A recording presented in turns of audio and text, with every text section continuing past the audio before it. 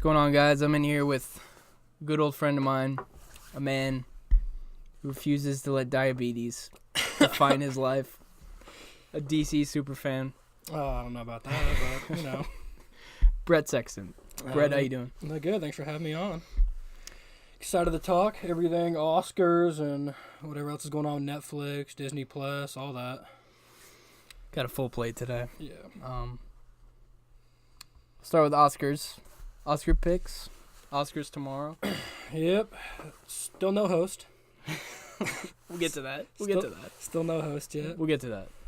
But I think we have to start off some of the bigger, nominations and work our way around. Adapted screenplay with The Ballad of Buster Scruggs, Black Klansman, Can You Ever Forgive Me, If Beale Street Could Talk, and A Star Is Born. I don't know. Personally, I'd pick Black Klansman. I could see A Star Is Born winning. I really enjoyed The Ballad of Buster Scruggs. Me too. We watched that. I think the Coen brothers did an amazing job putting that together, and like the kind of separate little mini stories kind of worked and pieced very well together. Yeah, I really liked that. The part with the also spoilers ahead. Major spoilers. Yeah, I'll probably have to say some stuff there. Major spoilers for everything we talk about here. But yeah, Buster Scruggs, man. Especially the first one with Tim. Yeah. Tim Blake Nelson. Yeah, that was super funny, but it's interesting because it's classified as a comedy when you look it up, but some of them are very much like the first one a comedy, some get very dark. Like the third one with the old guy. Yeah, very serious. That's not comedy. Yeah. I would pick Buster Scruggs. Yeah. Personally. Yeah, that's what I would want to win, but I could see Black Klansman winning or A Star Is Born. Could You Ever Forgive Me? I honestly forgot that came out this year. It's a forgettable movie. I mean, I saw that with Melissa McCarthy, and I saw the trailer. I tried to watch a little bit of it, but it wasn't like nothing grabbed me. Her character didn't. Melissa McCarthy's in that? Yeah, that's her movie. Yeah. Oh wow. Yeah. Shows you how what I know. Yeah, I picked Buster. You picked Buster? That's, I mean, the Coens, dude. The yeah. Coens, they're just like... That was really good. Like, if the Coens, they've never really cared about this kind of, the Oscars. No, yeah, and so if they win one, it's just like, oh, thanks. Because and you'll watch and you'll go, and you'll see a movie and you go, oh, this is an Oscar movie. Or, oh, this is what the Academy's looking for. I don't think The Ballad of Buster Scruggs is what the Academy's looking for, or like If Beale Street Could Talk or A Star Is Born. So that's why I don't think it'll win. Whereas like a Black Klansman, I think they more so appeal to the Academy and kind of what they're looking for, like aesthetically. I mean, I think A Star Is Born, they're gonna try and get that as many as they can. Yeah, I mean, hell, I think because it just made a lot of money. Yeah, a lot of hype around it. People love. I mean, the Gaga army is real. They're performing their song. If they don't win Best Song, I don't know what else is. You're having them perform at the Oscars. I mean, if anybody out there follows The Ringer like I do, they were on top of A Star Is Born. They predicted all this. They were this is going to be a huge hit. Yeah. Lady Gaga, well, this is coming. This is the fourth iteration of A Star Is Born. Yeah, third or fourth. Yeah. This is the fourth version of that film. But, I mean... Yeah. We'll get to A Star Is Born. We'll get to that. Original screenplay. You've got The Favorite, First Reform, Green Book, Roma, and Vice. That's close. I don't know. I don't think Vice will win. Because, again, with, like, biopics,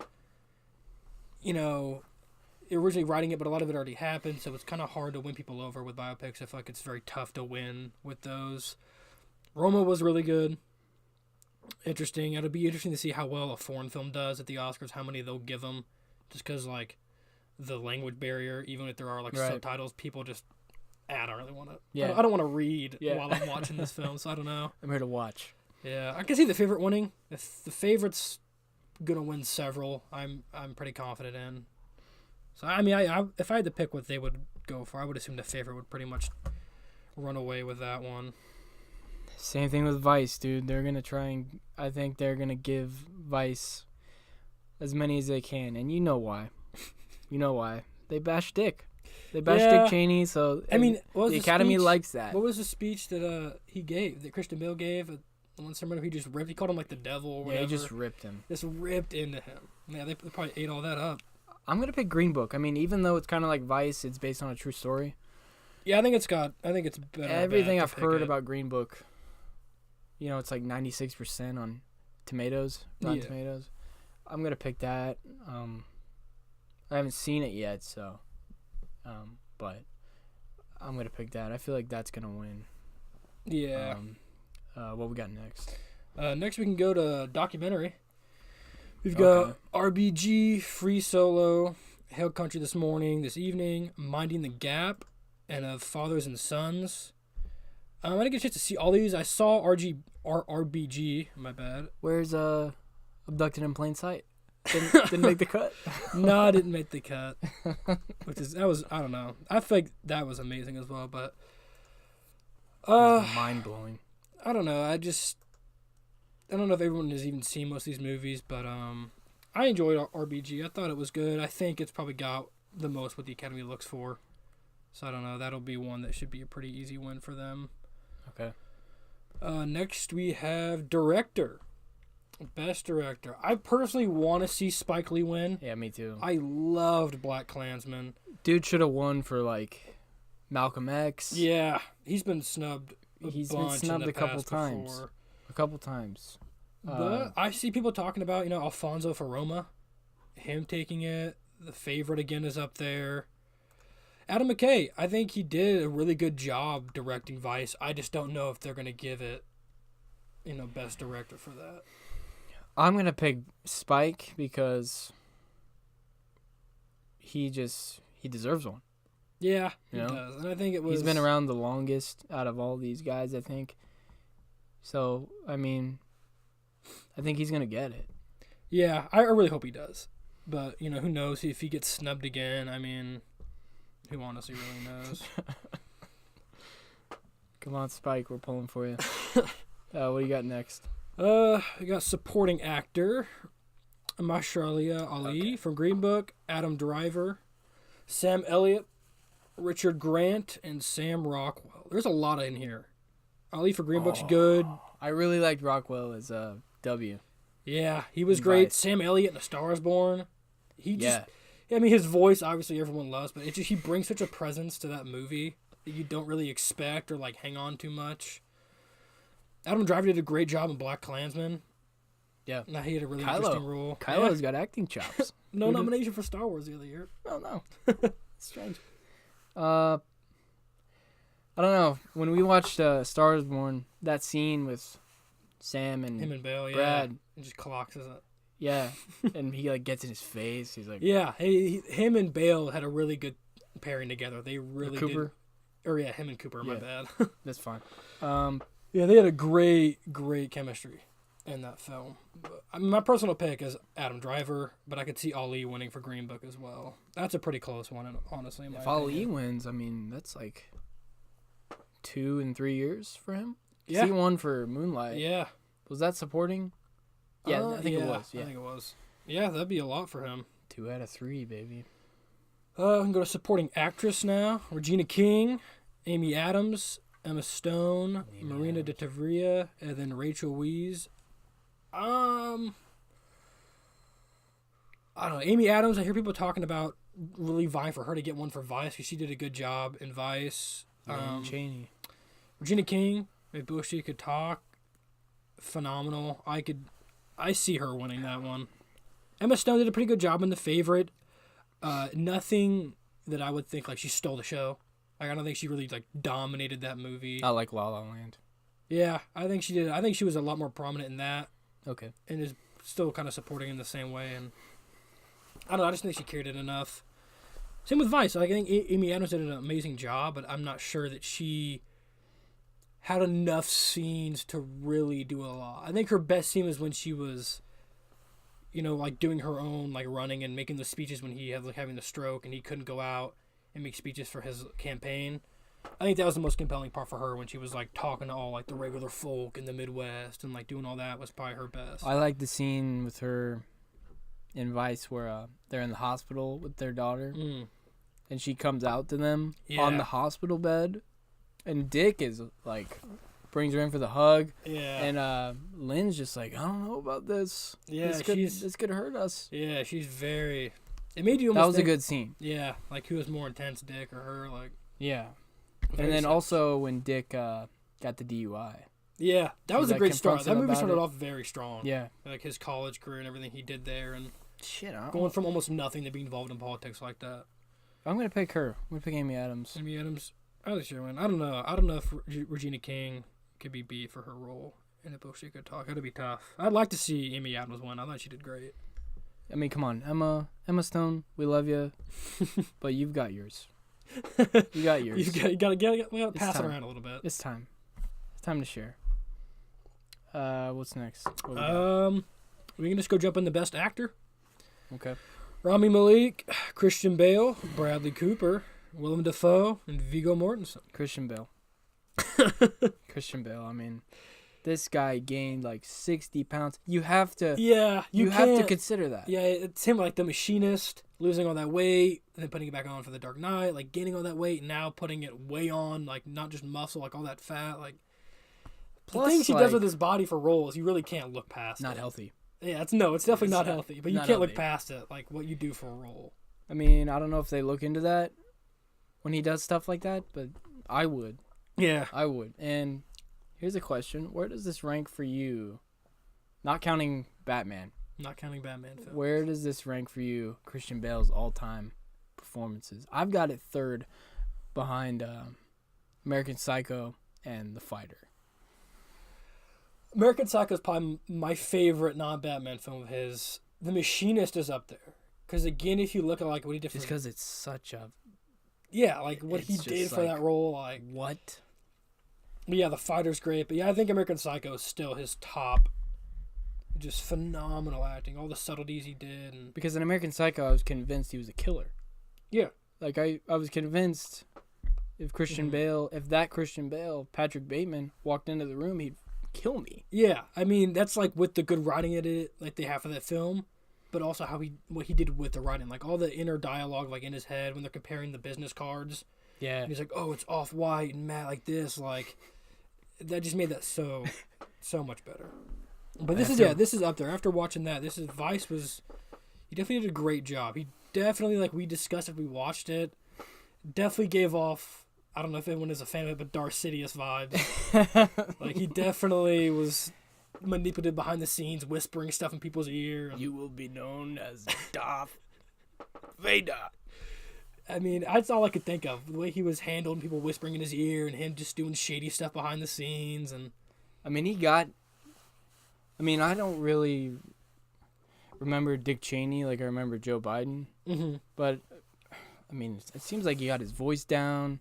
He got all his mannerisms down. Yeah, Like, he did some hardcore research here, and he looked like him. yeah. It looked like Dick Cheney. Yeah. It looked like Dick Cheney. I think, yeah, him and Sam Rockwell both. Like, they both did amazing research for both their characters, Bush and Cheney. Like, they both felt like they were those characters, and they both, like, meshed well together on screen. Yeah, I mean, I still put American Psycho number one, but Vice is right there. I have to return some videotapes. Oh, what my a film. God. What a film. But, yeah, so I hope Christian Bale wins. Bohemian Rhapsody was such a I heard it was apart for bad. people. I mean, I didn't see it. Yeah, I mean, you saw it. What do you think? I I heard it was bad.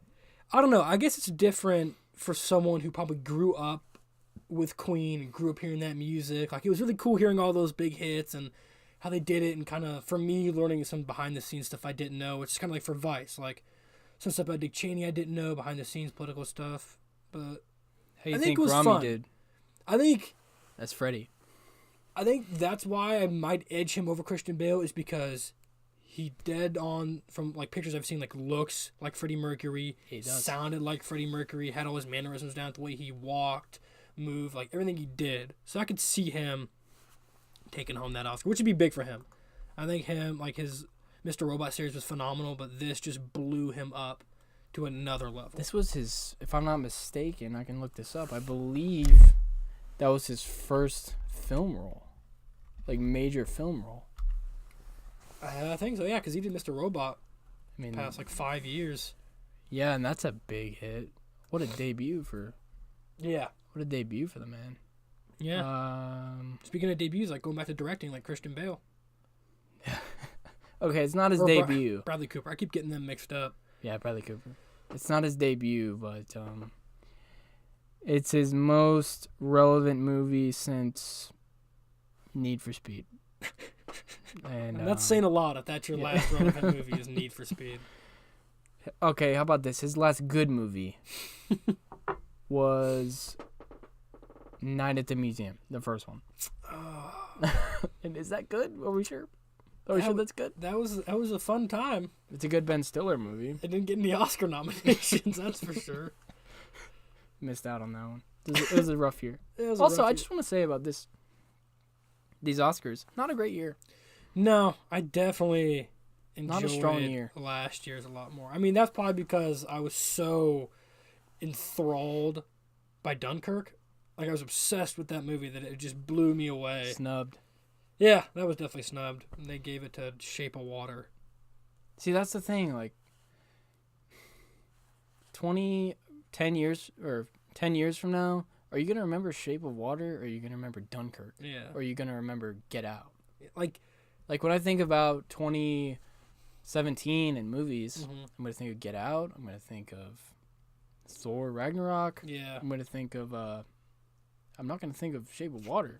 I mean, Shape of Water was like, that was a good movie. Let's go see a movie. Dunkirk was a legitimate experience. It was like legitimate cinema. You went in there, you see IMAX 3D. That's when you go and you pull out all the stops for. Well, that was your pick for Best Picture. Oh, yeah, that was 100%, bar none, the best film of the year. And it's like you go in there and you're like, the seat is shaking during all the airplane scenes. Well, you saw it in IMAX, right? Yeah, I saw like IMAX and everything. Like that's like a film with like Avatar and some huge blockbuster. It doesn't serve it justice to like watch it at home or like I saw someone watching it on an airplane and it's like it's so disrespectful to that movie to watch on that screen. But like, it's like watching Infinity War on a phone. Yeah, it's like you can't do that. You're not experiencing any of the film in that form. God. But yeah, Raimi. Yeah, I think he's good show, dude. I think he's gonna take it away. Good show. I think he gets it. I think he gets it for Queen. I'll take Bale. I think I'd like to see Bale, but I think he just did a little bit more to win it. Because I don't think Bale, he has the supporting actor Oscar for The Fighter, but I don't think he has the leading actor one yet. So that would be cool for him to see, for us to see. Yeah. What we got next? We can jump up to leading actress now. We got Glenn Close in The Wife. I'm gonna butcher it, but wait, let me see if I can. Yalitza Aparicio from Roma, Olivia Colman from The Favorite, Lady Gaga, A Star Is Born, and somehow Melissa McCarthy for Can You Ever Forgive Me, which I don't know why. I can't forgive you. Who knows? I know you weren't a fan of her performance, but I'm gonna say Lady Gaga. Just because she's definitely got the popular vote right now. Just who knows where the Academy's head is at, but if you like pulled Twitter or you pulled Facebook or you just pulled like any kind of social media, they'd be screaming for Lady Gaga. I mean, I think, like you said, mostly singing. I mean, why don't you go ahead and explain that, what you told me? Yeah, I mean, you did bring up a good point before I say it, is that, like, I think she did a lot better than a Rihanna would have done or a Taylor Swift. Katy Perry. Because she had done some acting in her younger years. Like, this is not her She was first. on American Horror Story. Yeah, like, she had done acting in the past. It wasn't like, oh, you're just a singer. Let's teach you how to act in this big Hollywood movie. So I think she was probably one of the best choices, but at least it wasn't like a full-on musical. But, like, having a movie where there's a large amount of singing and then casting a singer in that role, part of it feels like a little bit of cheating because it's almost like a cop-out, yeah. Because, like, the scene where they're in the parking lot and they're just sitting there and almost like a musical, like a High School Musical, she just starts singing a song that she apparently had just written, like, in the middle of a CVS. So, I don't know. I mean, we'll get more into A Star Is Born when we get to Best Picture. Yeah, she did a pretty good job. Glenn Close for The Wife. Glenn Close, has she ever won? She's one of the OGs. Yeah. I don't know. She did a great job. I could see Olivia Colman for The Favorite winning. I think she did a really good job in The Favorite. I got Gaga, just because Yeah, it'll be interesting to see. I think Like who's like popular, and then what the Yeah. Academy is like. Was this more art, or was this more? because the Academy needs to get these ratings up. Yeah, know, it's true. that's like the low key thing here. Yeah. And there's some movies that I think are nominated in this next category that I think are for ratings. Certain Marvel. yeah, films. why don't we move on to that? So Go I ahead. guess we are kind of jumping around. We're picking some of the biggest popular ones to talk about right now. We might go back through and talk about like cinematography, Yeah, we will editing, costume design, but We we're just will. kind of hitting some of the main ones out of order right now. Get the big dogs. But yeah, let's move on to most likely the biggest one, the one everyone looks forward to, Best Picture. Mm. We got Roma, A Star Is Born, Black Klansman, Black Panther, Bohemian Rhapsody, The Favorite, Green Book, and Vice. I don't know where you want to start. Well, with let's this just start list. with your pick, and then we'll get to the. Okay. We do my the other pick and who thing. I think the Academy will pick, because I don't think Go ahead and who do both. Because I don't think what I'm going to pick is going to win. Okay. I would Who pick. do you think's gonna win? Who do I think is going to win? Roma could win. Like I think if you The Favorite's got a good shot. if you were in Vegas right now and you had to throw down money, If I'm putting odds down, it's a split between Roma and The Favorite. I feel like A Star Is Born could creep in there, but I don't know. Roma or The Favorite, I think, are just like aesthetically and kind of thematically what the Academy looks for in a Best Picture film. Like very much art pieces in a way. The way like Roma was shot was very much looked like an art film than like a Hollywood kind of blockbuster. My pick personally, again, Black Klansman. Out of this list, I think Black Klansman might not have been my favorite movie of the year, but I think of all these listed is the best film. Like I really enjoyed Vice. I don't think it was the best film of this year. Same with The Star Is Born. I like Star Is Born. Don't think it was the best film. What about you? I think Spike Lee is gonna win something tomorrow. He's not gonna come away empty-handed. So I think if he doesn't win Best Director, he's gonna get Best Picture. Yeah. For Black Klansman. He might have a higher chance of winning Director. Yeah. I think he has a higher chance of winning that than this, but he still has a shot here. Like if you were Spike Lee, which would you rather win? I mean, yeah, you'd like to have both, but if you had to pick one. Coming from kind of like an independent filmmaker standpoint myself, I would think Director. Yeah. Because Spike Lee's famous enough now, if he wanted to, he could probably go to Hollywood or go to a studio and make an Academy film. Like if he wanted to, like mess around and make a film that he knew the Academy would like, he could. I think he made Black Klansman purely out of passion and what he truly wanted to say, and he got his voice out, which is why I loved it so much more. So I think he would prefer Director to get that like achievement and people to that acceptance of like, you did an amazing job. Like we understand that you did a phenomenal job with this film. I think he would prefer that over Best Picture. Or Best Picture is kind of seen as like for the Academy, or what do they deem? It's like a the team most- effort. Yeah. So you pick Klansman. Yeah, that's what I would want. I Okay. would want Klansman. Okay. Now who do you think the Academy will pick? Like I said, I think it's probably Roma or The Favorite. Okay. Now, I think I am gonna pick. Can't believe I'm saying this. I'm gonna pick A Star Is Born.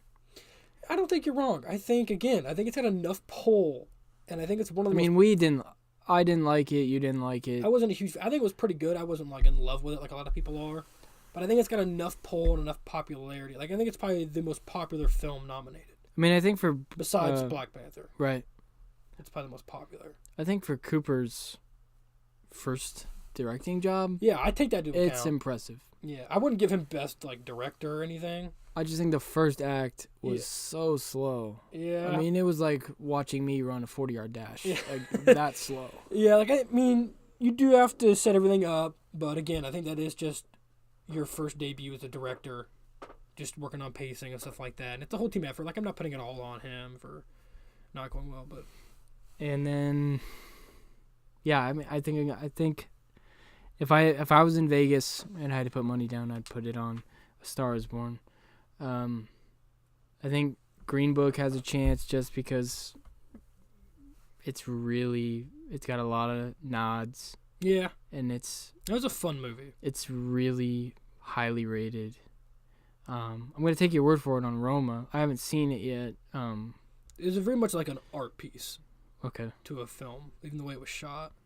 I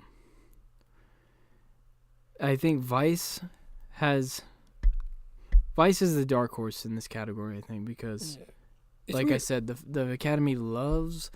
It's no secret the Academy leans to the left. They lean to the left, right? And I'm not trying to bash the left here, but... But any chance you get to drag... Any chance you get to drag somebody like Dick Cheney through the mud, they're going to do it. They're going to take their shot. They're going to take their shot. But again, it's like Vice was like, it was a fun, good movie, but it's like the best movie that came out the entire year. I can't say that. No. But I think Vice has a dark horse chance. They're like the... What did I say? They're like the Pacers of this, you know? The Pacers could do some damage in the playoffs. Vice could do some damage in this category. Yeah. You know? So you want to talk about... I'm going to pick A Star Is Born. Let's talk about the elephant, or rather, the panther in the room. Some of the controversy of Black Panther. Of like, should it be in there? Are you a racist if you don't think it was a good movie? It's interesting how heated. Yeah, go ahead and give your take. Give your take on this. We've talked about it at length several times since the nominations came out and all the lists came out. Tell the listeners what you think about. And I think it's interesting. So, was it a good film? Yes. Yeah. Like, was it fun to sit through? Was it just another great Marvel film? Yes. But then ask yourself, was that the best Marvel film to come out? No. Well. Because what else came out? A movie. Something called... 10 years in the making. What was it called? Infinity War? Infinity Conflict? So... Infinity War? So right Infinity there. Battle? Something so like right that. There you look at it, it's like, it wasn't even the best film of its genre. Right. That's my big thing. That's my big thing. I mean, look, as a comic book fan and as a comic book movie fan, I'm thrilled that it made that much money and that it gets some cred in the Academy. Yeah, but like, and it's like it's great. Like you said, credit. It's not even the best of its genre this year. If you were gonna nominate a Marvel movie or a comic book movie this year, it would have been Infinity War. I think Infinity War got one nom. I think for special effects again. I think it got the stereotypical comic book nomination of like, your CGI look cool. Let's give you a nomination. But then you get this argument. It's like, you didn't like it because it was an all African American cast. Right. It's like, no, it was great. I'm so thrilled that an all African American cast made a movie like that, made that much money, that it was that successful. Yeah, I applaud its cultural significance. And I think that's true. You have to consider, for Best Picture, a film's cultural impact, and then how is it as a film. But you have to look at them separately. And that's like Black Klansman has another socially charged message. The end of that film, he has like clips from like Charlottesville and all like the left and right battles going on, like all the politically charged stuff. Yeah, at the end of the film. So that is like an African American director making the social commentary.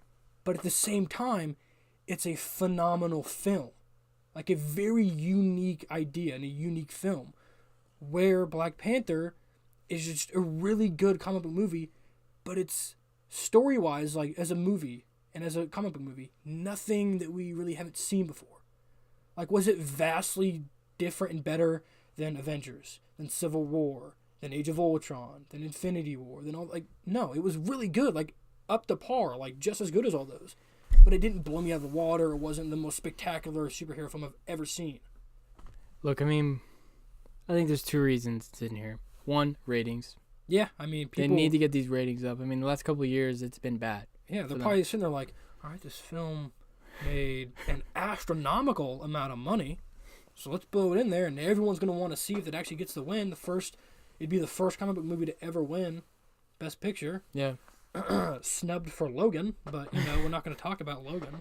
And then, the political thing. I mean, like I said, I applaud the cultural significance, all black cast. And you can't overlook it. But, like, Be awesome to think. If you have ever read a Black Panther comic book, Yeah. and it's set in Wakanda, the issue is set in Wakanda, there's not a white guy to be found.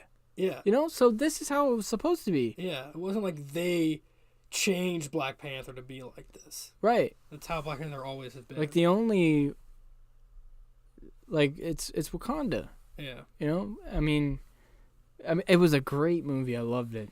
Yeah, I loved it, and it made a ton of money. Yeah, it deserved to make that much money. It deserved to be. It was so much fun to watch. I'm not hating on Black Panther. I guess I'm hating on the Academy. Yeah, I'm hating on the picking fact this. that they thought it was one of the best films of the entire year. I mean, if you're gonna pick a movie like this, pick Infinity War. Yeah, you picked the wrong one. Black Panther's in Infinity War. If you liked him, he's in the movie as well. Like, and he dies. They killed him off. Yeah, he gives his life. To save. Gave his life for the cause. All right, so I mean, do you want to jump around, or we can come back to some of the others? Why don't we knock out smaller awards, but we want to go ahead and knock them out? Yeah, let's go ahead and knock out the Oscars. All right, we can go. Those are kind of the big picks there. Just get those out of the way. Also, let's get into no host. Yeah. There's no host. I guess, yeah, since we might as well talk about it. Go ahead and inform the people what happened the last time there was no host. Yeah, this is the first time since the 1989 Academy Awards, and they had the greatest idea I think I have ever heard. And if you ask me, I think we just do it again. I think we bring these people back and just do a newer version of it. Folks, I'm telling you, this video, you're going to question whether you're at Disney on Ice or the Oscars. Because it is like, what is happening? What is happening? I mean, it's not hard to get a host. I mean, obviously, you're not going to get a host tonight because it's tomorrow. Hey, you want to host the Oscars? It's tomorrow. Yeah. I mean, but, like, what is Chris Rock doing? You know, you can't get Chris Rock or, Hell, like... throw Kevin Hart up there. I don't care at this point. Yeah. Throw him up there. Make him tell some jokes. Adam Sandler. Or hell, get Jimmy Kimmel again. Get Jimmy Kimmel for the three-peat. Yeah. Yeah. I mean, unless you want a repeat of like 1989 where they had go ahead someone is Snow White, and then you have Rob Lowe singing like a duet. Soda Pop Curtis. For almost 12 minutes. That's how they open the show. That's a long 12 minutes. 12-minute number of someone as Snow White and Rob Lowe doing a duet. Go ahead and play a little bit for the listeners. Here, clip here. This beautiful. I mean, beautiful folks, you're gonna hear this, and it's gonna sound like nails on a chalkboard. It's gonna you sound. might be able to pull it up. Yeah, I'll pull it up. Yeah, 1989 Oscar opening show. It's just odd. Like, I know, like, the controversy about the Super Bowl, like, celebrities saying, like, don't do the Super Bowl, all of that, but it's like, what about just have someone host the Oscars? Just have some guy in the back. Just send some guy that runs the lights out with an envelope and just have him tell some jokes. Hey, you want a big break in your career? Get up on stage now. Hey, here's his costume. Okay, here we go. I'm gonna give you guys a little snippet, a little snippet, a little sample of the glory of what happened the last time the Oscars didn't have a host. And now, ladies and gentlemen, here's one of the great legends of Hollywood. She's back with us tonight, Miss Fast forward a little bit. One of the great legends of Hollywood, Miss Snow White. And if you look around the crowd, everyone looks uncomfortable. Like, nobody looks like they're happy to be sitting through this performance. Who is this? Who is Snow White? Some actress. I don't think they... Oh, that's enough. Oh, Jesus. Oh, Tom Hanks, he was not... You see, like, no one looks happy. Everyone there looks sad. Dustin Hoffman. Tom Hanks wants to go back to the Castaway Island after that. I mean, Jesus. Like, they weren't informed, but they're sitting there and they go, hey, here's Snow White. And they just go, wait, what? Tom Hanks is like, I'm not a smart man, but I know we need a host. God. So I don't know. I don't think they're going to do that. I don't know if they're just going to have, like, an over-announcer just come over the PA. The PA, yeah. Just be like, next up, we've got Best Picture here. And just have someone run out. But yeah, or heck, like, when's the last time a woman hosted, you know? That's what I'm saying. Like, there's people had to be dying to host the Oscars. That's so much exposure. Like, it's... Like, I feel like Melissa McCarthy would be good. She'd be fun. But since she's nominated for something, I don't think they would do that. Maybe somebody like Tina Fey. Tina Fey would be good. You know, just somebody. Just somebody. Because usually they do have like their big opening. The host does that like 5-10 minute It's thing. a big deal. It's like an honor. Yeah, so it's like they're just gonna go like right into the nominations, or are they just gonna awkwardly just be sitting around, or? I mean, I really can't believe they did this. I mean, Like, you had all the precedent you needed to know that this is not it doesn't work. It does not work. There had to be a meeting where that video was played. Like someone had to be sitting there, but like, do we really need a host? And they were like, hold on, Well, somebody gave the okay. let me bring up this article. That's for you the real sad quick. thing. Oh, Okay. we shouldn't do that. We shouldn't be doing. It's just like somebody greenlit the Masked Singer.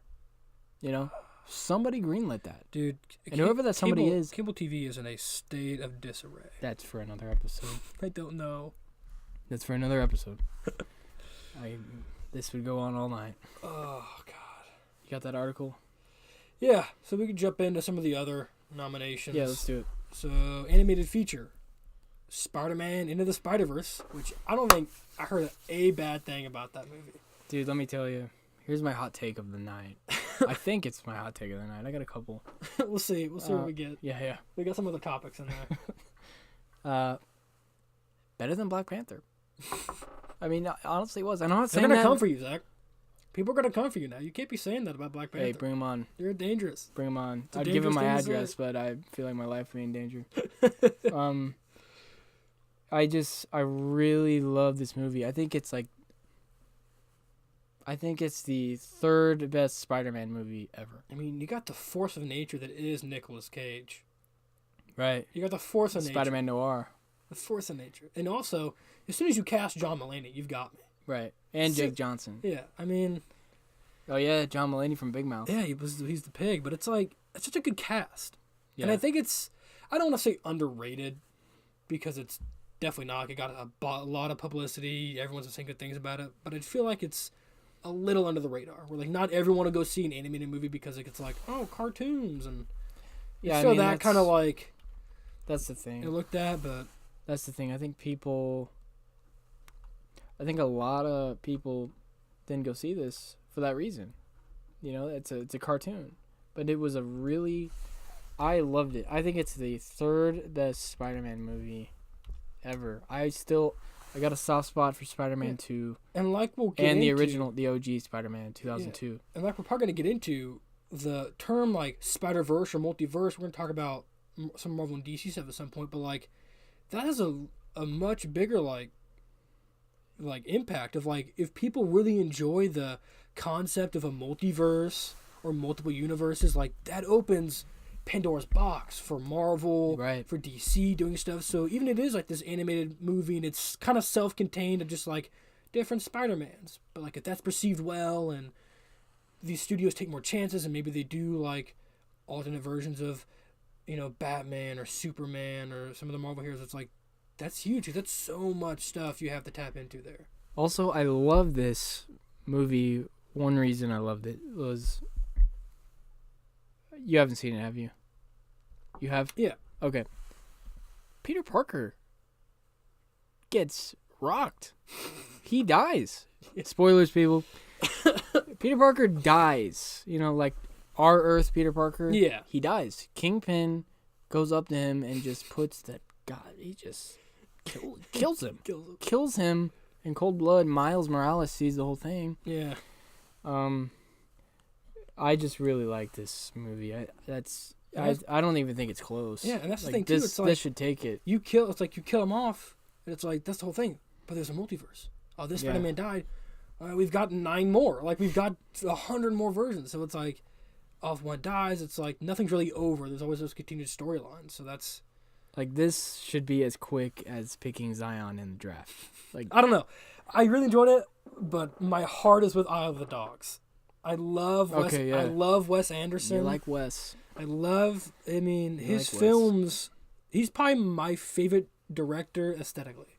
Like the way his films look, they're so good. Plus, he has mastered the live action and the animation. Yeah, and that's kind of like the mix of Isle of the Dogs, and it's so good. Yeah, It's kind of what Brad Bird has done too. He did for those who don't know, Brad Bird did the 2 Incredibles movies, and he did Mission Impossible Ghost Protocol. Speaking of Incredibles, Incredibles 2 was nominated for animated feature. It is the highest grossing animated film in history. Not surprising. I mean, there were people our age. They were waiting. I was not a 15 big fan years of for the this. movie, though. It had a whole social message in it that they pushed. I feel like way too hard, but it was fun. That's me looking way too into it when it's mostly like a kids film. Right. But it still had like elements that like adults would like. But that's just me looking a little probably far too into it. But yeah, I loved Isle of the Dogs. I think it was phenomenal. I loved that art style. I thought it was such a self-contained but interesting story. Some of the Japanese culture involved. Another star-studded cast. Yeah, Like seriously. Bryan Cranston and everyone. Like that was a great Wasn't cast. Scarlett in it? Yeah, Scarlett Johansson's in it. Like Scarlett, if you're listening, marry me. I don't really feel like talking about Ralph Breaks the Internet because that's A, I didn't see it. B, not a chance it's gonna win. They just needed a fifth. It's like when you go to the gym, you just need a fifth guy. That's a movie You that's just like need a fifth guy, and Wreck-It Ralph was the fifth guy. Wreck-It Ralph was like, oh, I have a kid, I guess I have to go see this. Or, oh, I'm babysitting. I think he'll like this film. Yeah. What's next? Next category. We can go foreign language films. Roma, which is... I'll let you take that one It's got a because 99% chance of taking this category because I don't know. Myself, I've only seen a couple of these, not all of them, but I'm willing to bet most people probably haven't seen any of them besides Roma. I think Roma's going to win, hands down. Shoplifters, I hope would win. It was actually at the Heartland Film Festival this year. what language is that? It is Japanese. It takes place in Japan, and it was Okay. a really interesting story. I don't want to spoil anything for that. I mean, we've been giving spoilers away, but I think that was a really cool film. You can if you want. But it's about like real people, and I think it's a lot better for that one if you see how their stories unfold and how their life is just like completely changed throughout the film. But it's a really serious film too. Like it's a very intense film, but I think it was phenomenal. But again, Roma is the powerhouse in that category. 99.5% chance it wins, I would assume. I got a question for you about Netflix movies. Yeah. Original movies. Yeah. Are they gonna take over award ceremonies like this?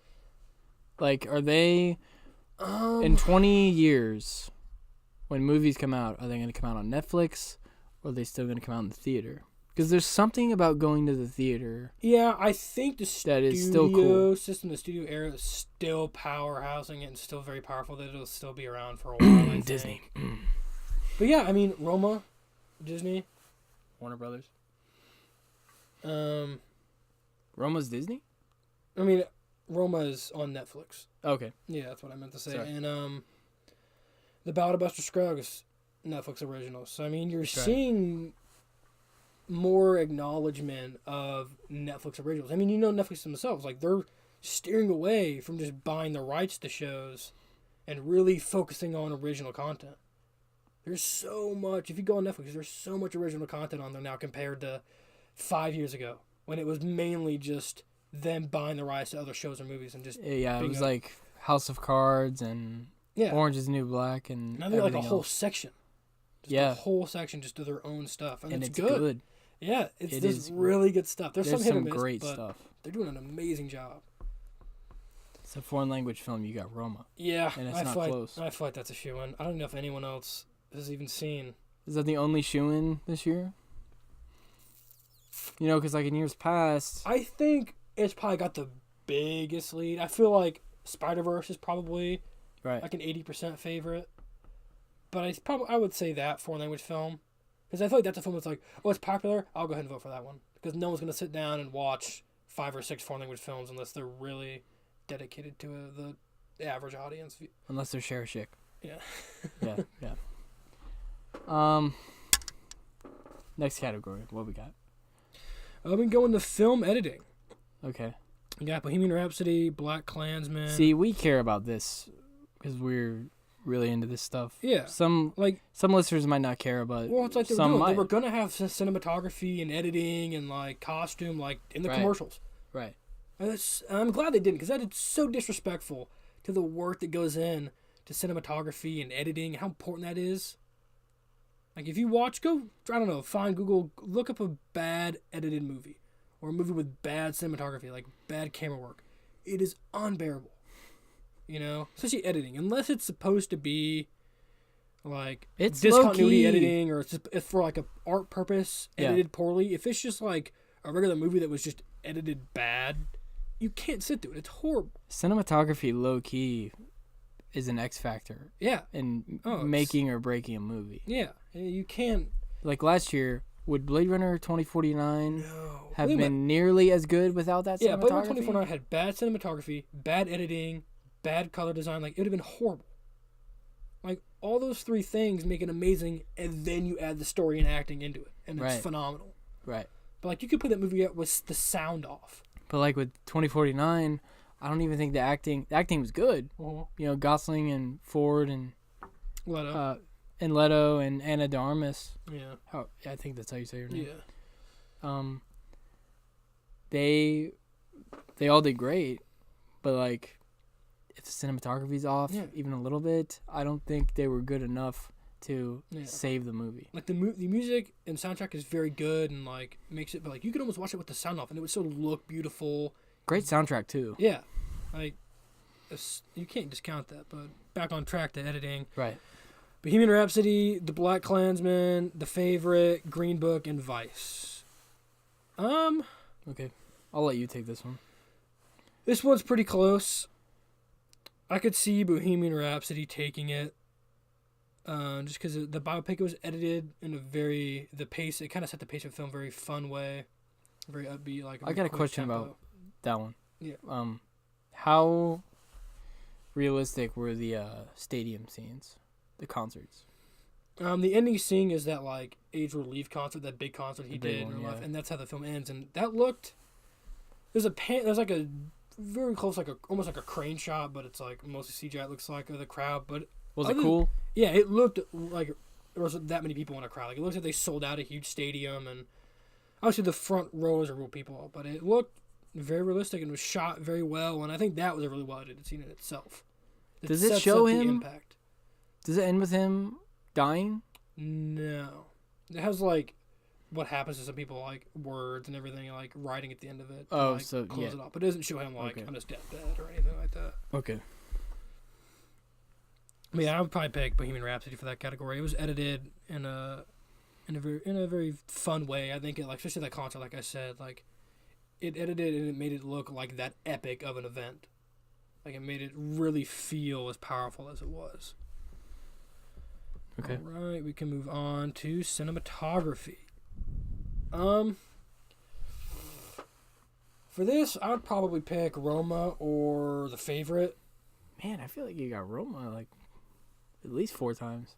Yeah, I picked Roma because of it for the Academy. Because Yeah. I think the Academy likes it that much because, again... I need to watch this movie. I need to watch this. Because I think it's shot like an art piece. Like, I think you look at it and you go, oh, this is like film art. Like, it's... Some movies are like that. Yeah. Like going back to 2049. Yeah. Some shots in that, like when Gosling's character Kay goes back to when he goes to find Rick. Mm-hmm. Yeah, I and mean, he goes through that little desert field. That is art. Yeah, when they take That the is effort beautiful. to shoot like that, it really shows. Like, it's a beautiful looking film. Like I wish I could show it to to the listeners who haven't seen the it. people but who haven't seen it. I mean, if you it haven't is. seen it, you gotta If you go haven't see seen 2049, I know we're getting a little off topic here. it. But I would go see it. A lot off topic. 2049, I mean, that was a hell of a movie. A hell of a movie. Some of the cinematography in that, some of the scenes are just like, how did they do this? Yeah, I mean, it's like watching a Marvel movie. Yeah, like, how did you pull this off? It's a really beautiful film. It really That's why is. I picked Roma. I think Roma... The Favorite has, like, the opening and, like, in the big, like, castle and The Favorite. There's some really cool, like, tracking shots of, like, around the castle that I think are really impressive. But I think Roma was... Definitely, I think, for me, it checks off all the boxes for the Academy. Like, what they're looking for cinematography. Okay. Like, I don't think The Star is Born had any standout cinematography. Well, it was kind of like what you were saying about Bohemian Rhapsody. in that. You know, there were a couple of some big cool arena scenes, Yeah. like when Gaga first That's comes true, out. yeah. To Those the, are really well put together. That was a cool scene, and you know, the one before that at the beginning with Jax. Yeah, there's several scenes that are really well put together. So yeah. Next we can go on to production design. Okay. This one, I don't know. Can you go ahead and explain to the listeners what production design entails? Because I just think some people that don't follow this as much as us. Yeah, so they might not know exactly what it production means. Design. I don't want to act like I'm the aficionado to know everything Right. about it, but it's just basically like sets, like how everything in the scene. It doesn't include costumes; it's a separate category, but it's everything in the scene, like the locations they use, if they build a set and everything like that. That's all in production design. Everything that the whole cast kind of behind the scenes makes it puts together, and that's why I think the favorite could win. Because everything in the castle, it's a beautiful set. Black Panther, I mean, it could sneak in. There's some really would mix it with CGI, like really interesting looking sets. I'll tell you what, when I don't know if this would go into sets or production. Yeah, or cinematography. The first fight between Killmonger and T'Challa on the waterfall. Would that count to this? That is a set. That's a piece of the scene right there. There's cinematography obviously mixed in with that. And how, there's like, some the camera CGI works. in there. Yeah. But yeah, like that little ring they made and everything like that, like all that stuff is real. It's a very cool looking set, and it's very important to that part of the story, and it's that big moment. So that's a part of the production design. And the second fight in the vibranium mine, that would count as well. There's a lot of that. And then with First Man too. A lot of pretty cool sets there with First Man. Right. And then Mary Poppins and Roma are also nominated. Did Gosling get snubbed? You think? First Man? For best actor, you think? Yeah. I don't think so. But then see, if you think he got snubbed, it's like, who are you gonna kick out? Yeah. That got nominated. I think he did a good job, but I don't think it was like. Right. And he's been nominated before. He was nominated for Half Nelson, which is a hell of a movie. That's on Netflix, I believe. I don't think he did like a blow you away kind of performance in First Man. See, so it's like, if you want to put Gosling in there, who are you going to kick out? I know, yeah. You can't kick out Bale. I don't think you can kick out Viggo Mortensen. And from what you were telling me, I don't think you can kick out Rami. Yeah. I guess he didn't get snubbed. No, yeah, I mean, I don't think. I mean, pretty good year for the Best Actor category. Yeah, there's some good people put up in there. Okay, next category. All right, we got visual effects. This is where I pray Infinity War can take home an Oscar, but this has to be a shoo-in. But like this is a pretty contested loaded category. Yeah, you got First Man again. Oh, okay. Infinity War, Christopher Walken, starring our beloved man Ewan McGregor. Ready Player One. Don't try it. Ready Player One and Solo. So there's some really good visual effect movies in here. Solo. I think it's probably, for me, it's between Infinity War, Solo, or Ready Player One. I totally forgot about Ready Player One. Ready Player One is a lot of CGI, but it is beautiful looking. Damn, I forgot about that. It is impressive. Same with Solo. Solo, again, didn't get a nomination. Some really cool looking sets. A lot of it's CGI mixed in there as well, but really cool, like, the train station sets and all, like, the down on Earth places are like really fascinating. The one that stood out to me in Solo, the Kessel Run, for sure.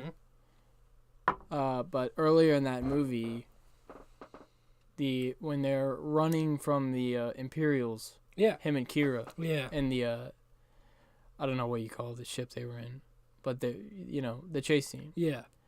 You could tell that movie cost a lot of money. Yeah, it was really put together. So I don't know. I don't think Christopher Robin or First Man should win.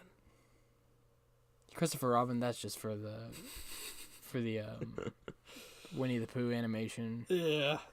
It's got to be Infinity War, dude. I mean, if only that or Ready Player One. If only for the Titan scene. Yeah. I mean, that is like. I just feel like that's like you're actually on How does Titan. How does Infinity War not get an Oscar? I mean, this is like the bread and butter Right. for superhero films, is visual effects or like this is the bread and butter. This is what they always win. We can go into Infinity War on another episode. Yeah, and everything like that. But I'm like you with Roma in the best foreign picture. I think Infinity War is a shoe-in here. Yeah, it's definitely the most popular, I would think. Yeah. And that's another thing, like, yes, it absolutely deserves to be nominated, but it's like, it's a ratings thing.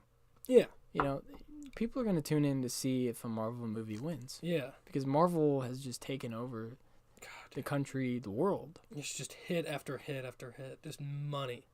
I don't want to get into Marvel yet. You know, we can, Yeah. you know. All right. Closing in here, we got original score. Is this the last one? No, there's a couple more left, but Okay. we're almost done. So if you're tired of listening about the Oscars, Yeah. if you're maybe only tuning in to see like Best Picture or a couple of them, Bear with us for like 10 more minutes. yeah, we got a bunch of other topics that might be more interesting. But this is just such a big deal. We got to run through them all. Yeah. Original score: Black Klansman, Black Panther, If Bill Street Could Talk, Isle of Dogs, and Mary Poppins. Mary Poppins talking to me. I think the top three for me are Black Panther, Isle of Dogs, and Mary Poppins. Again, because like Kendrick Lamar, like producing the whole soundtrack and making all those songs for Black Panther, like those are some good songs on there. Isle of the Dogs, again, I think fits the movie so well. Like, the soundtrack is so crafted for the film, where like Black Panther is like an album you could just listen to without Black Panther. Right. You know, where like I think Isle of the Dogs and Mary Poppins is close to Black Panther, but it's more crafted to the film. So I think Isle of the Dogs and Mary Poppins are more made as you watch, where Black Panther's like you could listen at the gym. Like it's definitely just regular music applied to the film. Not quite kill shot though. No, it's no kill shot. I'm gonna pick Mary Poppins just because I think it'll get one. it's a Disney movie. Quite honestly, I think Mary Poppins sneaks one in. I think this is it. did Emily Blunt get snubbed? Probably not, because That's another thing. Like, who are you gonna kick out? yeah, I think she played Mary Poppins very well, but I don't think she like blew anyone's socks off as Mary Poppins. I don't know. Okay. Soft spot for Isle of the Dogs. I would love to see Wes Anderson get up there and get another Oscar, but The thing about Isle of Dogs that kind of ticked me off was there's nowhere in Greenwood to see it. Yeah, no, like- I had to watch it. I had to order it on demand because I looked because it was only select theaters, which is another thing I hate, which I don't think it got enough exposure. On demand or It was on demand. Okay. It was on demand. Okay. But yeah, I think when you have select theaters, it's that supply and demand that's very good. And I think it would make people want to go see this film more, but also I don't think it got enough exposure because there are people that are like, I want to see that. Get on my phone. Oh, it's not at Regal or right next to me. No, I'll pass. Yeah. Like so. To that See, that's regard, the thing. Going back to the Netflix movies, like yeah, it's all right if it there. comes out on Netflix, you don't have to worry about just going to the watch it. theater and it's not there. Yeah, that's true. Because if it's on Netflix, it's at your disposal. Yeah. It's just right there. Okay. All right. So you think Isle of Dogs? Yeah, my heart really says All the Dogs, but I feel like Mary Poppins will get one because for some reason I feel like it'll steal one. I feel like Mary Poppins is going to take home at least one, and I think that's its best category. Okay. Next we have original song. Shallow, A Star Is Born, the song that they're probably going to perform at the Oscars. I'll tell you what. I'll just say it now. That's gonna win. I don't know. I just feel like it'd be weird That's for gonna them win. to be asked to perform the song. The first time, like, live, I think, is what they were saying. At the Oscars, it doesn't win. Yeah, because I mean, especially if Lady Gaga's wearing like Crazy deer skin. I think gonna that ask phase her to passed. come I up. think the meat dress phase Yeah. came and went. I think she's dialed it back. A little bit. Hopefully. I'd like to say something about Lady Gaga. And I'm not saying this like to be like the typical male, but she is quite attractive. Yeah. I just have to say, because in the trailer, I did not know that was her. Really? I did not know that was her because I'm so used to seeing her with Oh. this makeup, wearing raw meat to award ceremonies. Like, I didn't know what she actually looked like. And I gotta say, Lady Gaga, attractive. So yeah, that's pretty off topic, but yeah, yeah. Yeah, I think Shallow will take it. You've got Mary Poppins again, another Black Panther song, All the Stars. I don't know, probably between those three again. But yeah, I think it's probably closer to a shoe-in for A Star Is Born in that category. Fair. Next, sound mixing. This is a category I know everyone is hot and heavy on. They're all tuning in. Who's going to win best sound mixing? I know This is why everybody's tuning in. when they watched it, they were looking at the mixing. Yes. But again, I think it's probably between Bohemian Rhapsody and A Star Is Born because they're both full of songs and it probably was the most sound mixing heavy of the movies. So that's probably a toss-up for me. I don't know. I like Bohemian Rhapsody maybe a tad bit more. There's more, so I'd maybe give it to them, but I could see A Star Is Born taking that one as well. That's one's probably a 50-50 toss-up. They're both just chock full of songs, and there's so much required from sound mixing, so that's just a pick your poison for that one. Okay. Next, sound editing. Interestingly enough, only Bohemian Rhapsody, not A Star Is Born. But A Quiet Place. I wanted to get to this. Like, you could say snubbed. You could say snubbed for A Quiet Place. Phenomenal movie. And a directorial debut. Did we already do original screenplay? Yes, we did. Yeah, not in there. That is a snub. That's the snub of the year. I think best director. I would honestly take out Bradley Cooper. Give Jim Halpert the best director. Because it's like, Star Wars was good. No, I'm just kidding. But I think John Krasinski did a better job for a directorial debut with A Quiet Place than he did with A Star Is Born. A Quiet Place concept, amazing.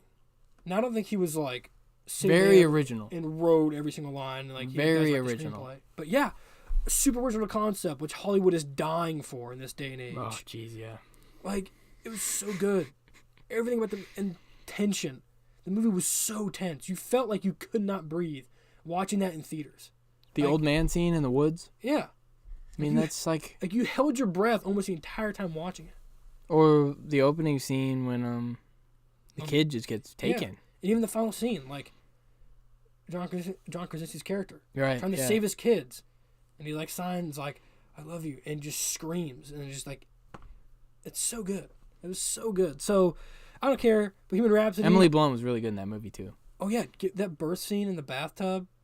I think I held my. I think I almost passed out because I refused to breathe or make a sound during that scene with her. So I was just like held it for like a minute and a half. But I mean, I don't care. You know what? Bohemian Rhapsody is probably the front runner. I'll tell you what. I had more fun watching. I got more excitement out of that birth scene than the entire Super Bowl. I just want to say that. Okay, go on. Hey, I'm not gonna disagree. I'm not gonna disagree. The birth scene in A Quiet Place more exciting than the entire Super Bowl. You can quote me on that. Put that in the papers. Take that for data. Almost done here. Next, we got costume design. We got The Favorite, The Ballad of Buster Scruggs, Black Panther, Mary Poppins, and Mary Queen of Scots. I really enjoyed The Ballad of Buster Scruggs again. I really enjoy westerns. I thought it was all very, like, the pieces were all very timely. I thought it looked really good. But The Favorite had a lot more elaborate costumes. All those crazy dresses, or the way everyone dressed back in that time period. So that's probably a pretty easy pick, I think, for the Academy to pick. The Favorite. Okay. Black Panther was cool. Black Panther's costume, Killmonger's costume, everyone looked kind of cool, but again, a lot of CGI, just a simple costume. That's the entire time. So probably The Favorite. That's probably a pretty easy one. Okay. Next, makeup and hairstyling. Only 3. Vice, Border, and Mary Queen of Scots. Vice. Yeah, I pick Vice. It's either that or Mary Queen of Scots. But again, like The Favorite, it's just that like way over the top. Like Mary Queen of Scots, Margot Robbie was almost unrecognizable. Yeah. But I have to say Vice just because everyone looked spot on. Like everyone looked so amazing in that film. Sam Rockwell. I mean, he didn't quite look like George W. Bush. He sounded like him. Sounded like him. I bought that's who that was supposed to be. But it was almost like method acting of like, I could tell that was Sam Rockwell playing George W. Bush. You could have told me that they got Dick Cheney to get up and be in a movie, and I'd have been like, oh, nice, that was awesome. That was cool seeing Dick Cheney act for his first time. Hey, Like, you get to see Dick Cheney gurgle in this movie. Gurgle mouthwash. He has. You could also see Dick Cheney have many a stroke. Yes. You get to see him have many a stroke. You get to see Dick Cheney drunk driving. You get, like you said, you get to see Dick Wild Cheney man. pulling the strings as Yeah. Darth Sidious. Which again, I think for the older generation, that's probably more known for them living through his era in the White House and all that. But Right, like I think that's why it might get snubbed in some categories, because for a lot of people, they already lived through it. Like one of my professors didn't even want to see Vice because they said, "Why do I already lived through the entire presidency?" It's like, why would I want to go watch a movie about it? So like I get that. So that maybe why it gets Yeah. snubbed. Like some people were like, I already dealt. Or people who really dislike Cheney a whole lot. It's like, Right. I don't want to sit 2 hours and stare at Dick Cheney. See, that's how my grandpa is with this Versace show. I Oh, told yeah. him, I was like, You you said, gotta yeah. watch this. It's awesome. It's great. And he's like, I lived it. Yeah, I don't need to see it. I lived it. yeah, I lived through it. yeah. Which I mean is when you take a step back, it is And it's like, understandable. yeah, It's like I guess. I get it. But yeah, I would probably pick Vice. That was amazing. Next up is animated short. This is one of those like, Yeah. I might go to the bathroom during this one.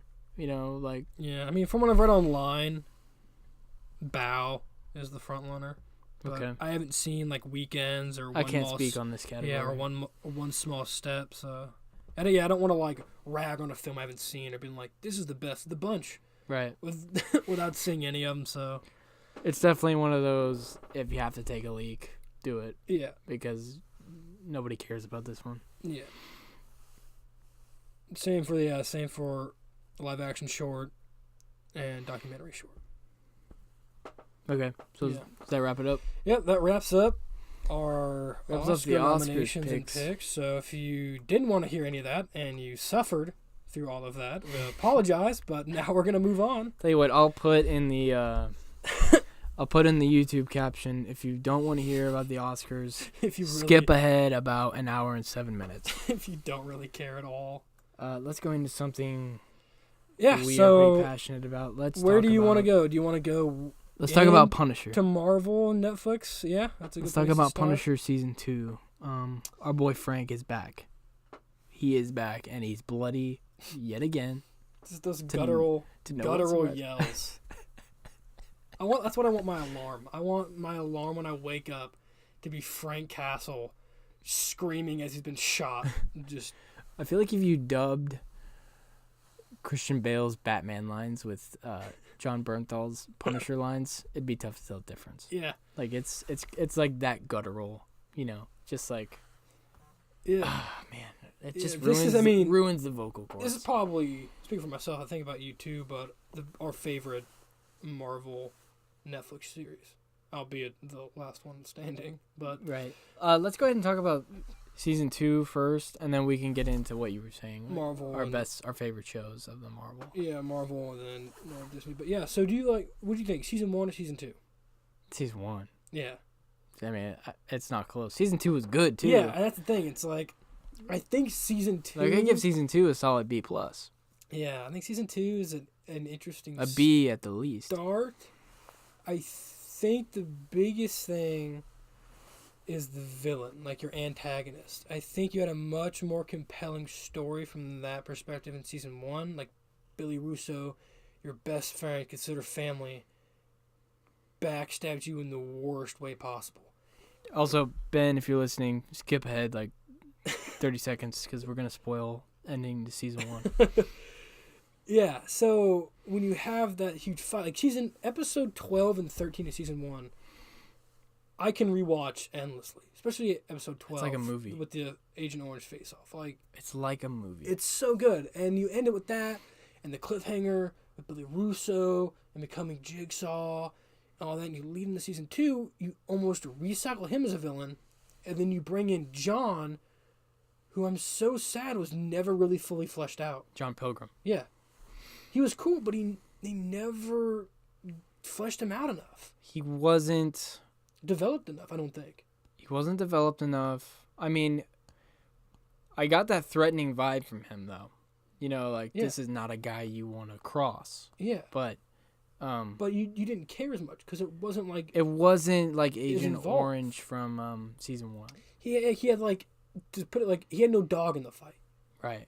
You know, it's like he really didn't have anything to do with this guy. He kind of got in the way of John's plans with the girl in the photographs.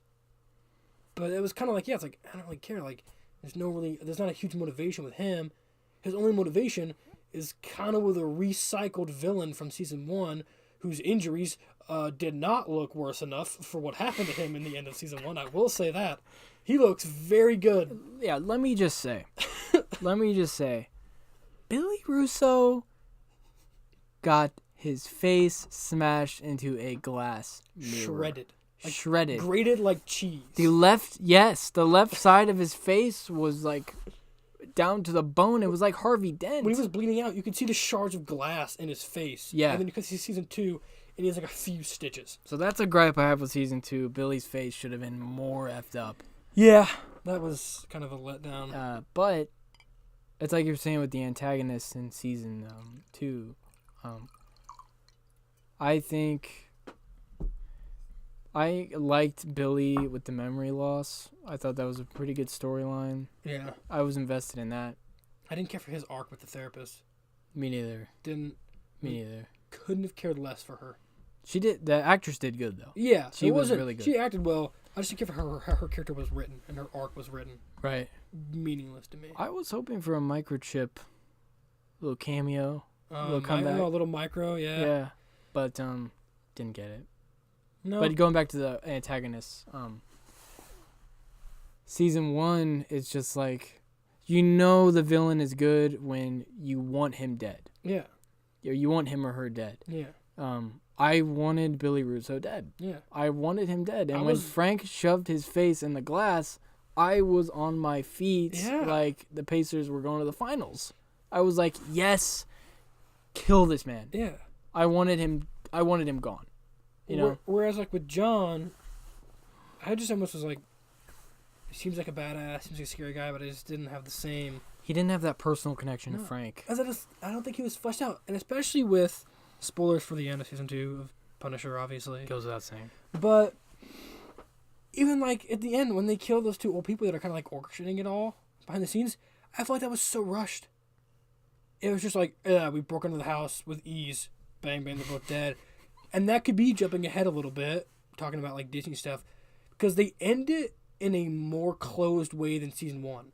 Where season 1 was definitely like 100% there's going to be season 2. Season 2 ends where there's not 100% season 3. It's like kind ending. of like Ozark season 1 ended, where all the loose ends are tied up. So like there could be another season, but there's not. The ending still works. Right. Like those 2 gangs, which I hate. Like I don't know, it was so cringy. Those 2 like kid gangs facing off and then whipping out. But it was like that ending is just like an ending to the show. It's like if Disney takes away and it goes away from Netflix and they don't want to continue it, that's an ending that could stick. Right. Unlike Daredevil, where they're like, I'm sorry, what? The show's canceled? We're in the middle of writing season 4? Okay, we're sorry.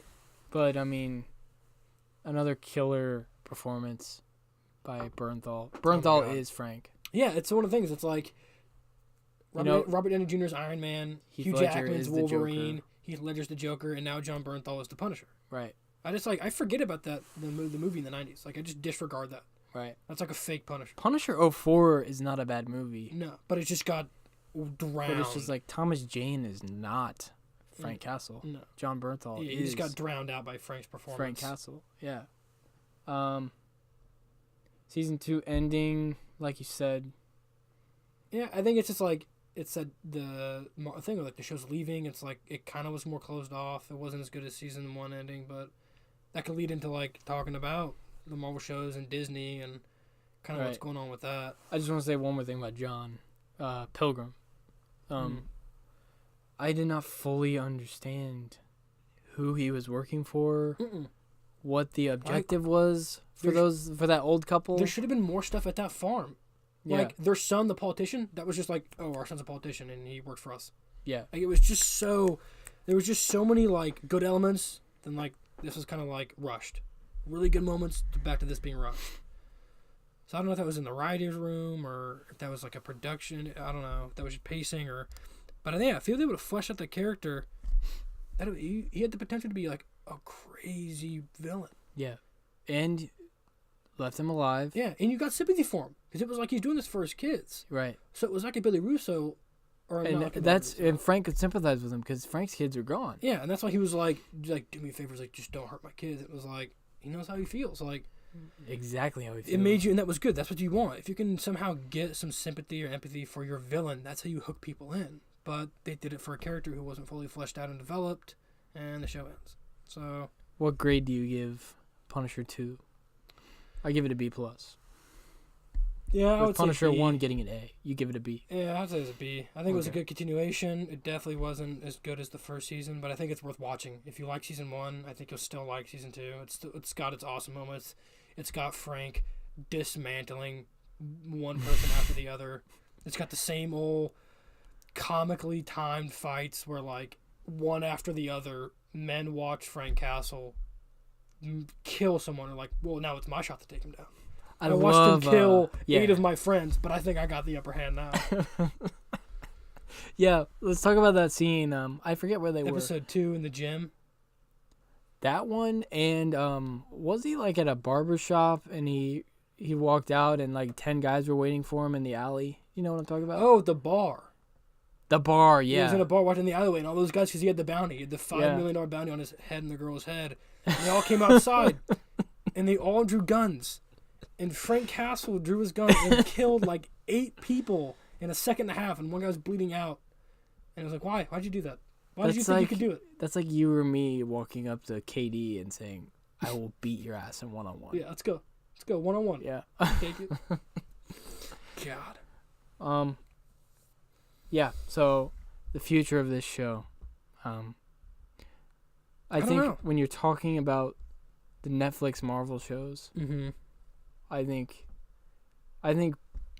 as a show overall, I think Daredevil's the best show. But I think Punisher season 1 is the best season of all the shows. Yeah. If that makes any sense. Yeah. Where I think like season 2 and 3 of Daredevil got like better. Daredevil season 3 is right behind Punisher 1. And Punisher season 2 was kind of a little bit of a letdown of season 1, where like Daredevil almost felt like it kept getting like even more intense and better, because they have a fantastic villain in Fisk. Like, you've got a phenomenal actor there doing a great job. One of the best villains in the MCU. The most perfect cast too. There's no one else you could cast. Yeah, like who else is gonna be Kingpin besides D'Onofrio? Like nobody. He fits to the bill. I mean, it's perfect. It's literally like it's perfect. It's absolutely perfect. I can't picture anybody else playing him. But yeah, talking about the future. There's a news obviously for Disney Plus. They announced it back in September 2017 of their own streaming service to kind of rival Hulu and Netflix and all that, and them kind of taking their properties and like doing that. It kind of made people realize, wow, Disney owns a lot of stuff. Disney is a monopoly. Like Disney owns a lot of stuff. So when you think about it, they have their own service. But props to Bob Iger for doing that. Oh yeah, I mean that was a big move, but it's interesting. Making moves. And yeah, when they do that, I think he talked about like it'd be their biggest priority. Like it'd be their biggest new task. Like of any movie they're making, like it would all kind of be second to Disney Plus. Because you think about it, they'd have all the Disney originals, anything Marvel, anything Star Wars. Like that's so much content. They're talking about. And when this Fox deal goes through. Yeah, and then they'll get Fantastic Four and X-Men. I mean, that's crazy. You have all those properties. They're talking about the Star Wars originals. There's a possible Darth Bane series. Right. Like, I mean, I don't know if they've solidified on like a pricing yet, but like, that's going to be pretty enticing if you're a fan of Marvel or Star Wars or anything Disney to get that service, because they're going to have. I mean, even if they don't make original stuff off the bat, just having a place to unload all the Disney properties, all the old Disney movies that people we grew up with, like just being able to have a spot to just dump everything in. All these live action remakes. Yeah, like it's gonna be It's gonna be loaded. it's gonna give Netflix a run for its money.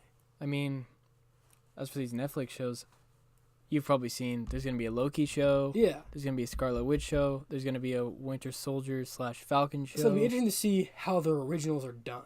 Right. I know they've got Jon Favreau doing some of the Star Wars stuff, so I think that's... Mandalorian, yeah. I think that's in pretty good hands there, but it's like... Great hands. How are they going to compare to the Netflix originals, which are done so well? Like, I mean... Are they going to cast as well? Are they going to make the film people from those movies come and do their TV shows, or are they going to, like, recast Loki? Like, that's a decision they have to make. Like, no. Would they do that, or are they going to be able to get him for, like, a TV series? I think that's confirmed, actually. Oh, yeah? Hiddleston is back. Okay. But, And again, he's back. Last Right. we saw, he's getting choked out in space. So, well, this has to be a prequel. so yeah, it'd be cool to see what they do with that. How that, I mean, anything with the MCU is cool to see how they tie it all in and what they talk about, what they don't talk about, and how it's all connected. So I don't know. It'll be the way it's looking. There might be another subscription that I'm gonna have. The way it's going down. Yeah, I mean, Disney Plus. If Disney didn't have enough of my money, they're about to get more. Yeah, it's like if you have Netflix and Disney, just throw out your TV or just throw away cable. Like, there's no... What else are you gonna... Cut the cord. Cut that cord. There's nothing else you would need. But, like, Disney Plus, a lot of Star Wars content. I mean, just unreal amount. Even before this Darth Bane rumor came. Shout out to Dork Side of the Force, by the way. Shout out to Dork Side of the Force. Susan, Callum, CJ, love you guys. Love all you guys. But yeah, The Mandalorian, that's going to be, like you said, great hands. I mean, Favreau, for those who don't know, and I'm sure if you follow Marvel and stuff, you probably know, but Favreau directed the first 2 Iron Mans. He directed The Jungle Book. Mandalorian He's doing is the in live great action hands. Lion King as well. Yeah, and he voiced Pre Vizsla in the Clone Wars. Yep. You know, he's really experienced in Star Wars field. I mean, Yeah, and just looking up more stuff here, like the stuff that they've got that they're in the Disney's in the works of making, that's going to have like exclusive availability on Disney Plus. Captain Marvel, which is coming out. yeah. Frozen 2, the new Toy Story 4, Star Wars Episode 9, like... Oh, I forgot about Toy Story 4. Like that... That's $1 billion. Toy Story 4 and the new Star Wars, like, those might go to theaters and maybe, like, a week later, instantly go to Disney Plus. Right. So who knows? Like, you might be able to just have Disney Plus and not need to go to the theaters for certain Disney stuff. That's $1 billion right there. Oh, Toy yeah. Story 4. Yeah. Personally, I don't think it's a necessary film. But, you know, when the cash is there, and they're going to rake it all in. Last time I checked, Andy's gone. Andy is at college. Yeah, so who knows? It might just be, like, all about the toys, probably, but... Andy comes back, he's just a pothead. He's just a wreck of a human being. He just becomes a degenerate. He just throws all his toys in the trash. Woody's just appalled.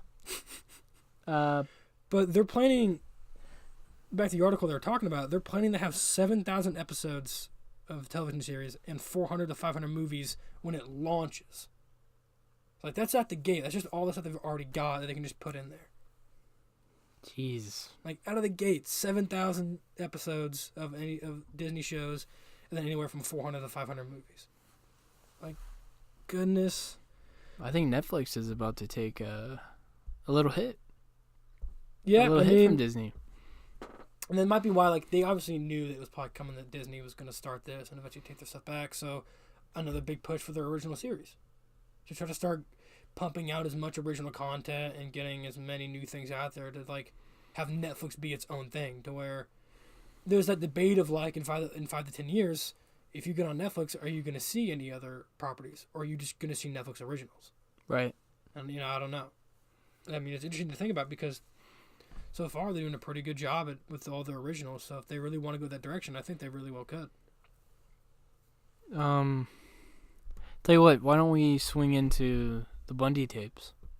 Since we were talking about Netflix originals. Yeah. I'll tell you what, I thought I knew a lot about this about Ted Bundy's whole deal. I've watched a couple YouTube things, Yeah, some interviews.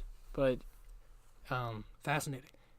this really opened my eyes to what a waste of human life this man is, Yeah. or was. I mean, these Fascinating people, series, though. yeah, these people were having a tailgate at his execution. Yeah. Like, these people wanted him gone. Yeah, and speaking of the Bundy tapes, there's the Zac Efron film, which I think it was at some of the film festivals, so it's kind of out, but it's not like in any big theaters. Right.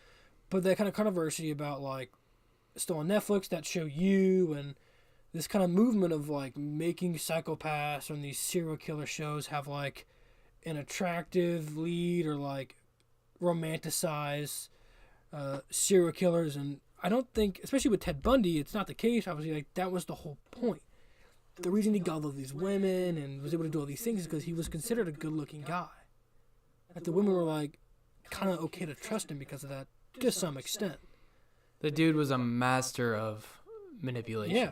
Just a good total master. I mean, to be in court and say, no, I'm going to be my own lawyer. Like, he went to law school and he was like, I'm going to defend myself. How big do your balls have to be to do that? And then he'd be like, oh, I need to go take 5 minutes to go get my stuff together and then jump out of the second floor window of the courthouse and escape. Yeah. Like, My only gripe with this, honestly, is I wish it was longer. yeah.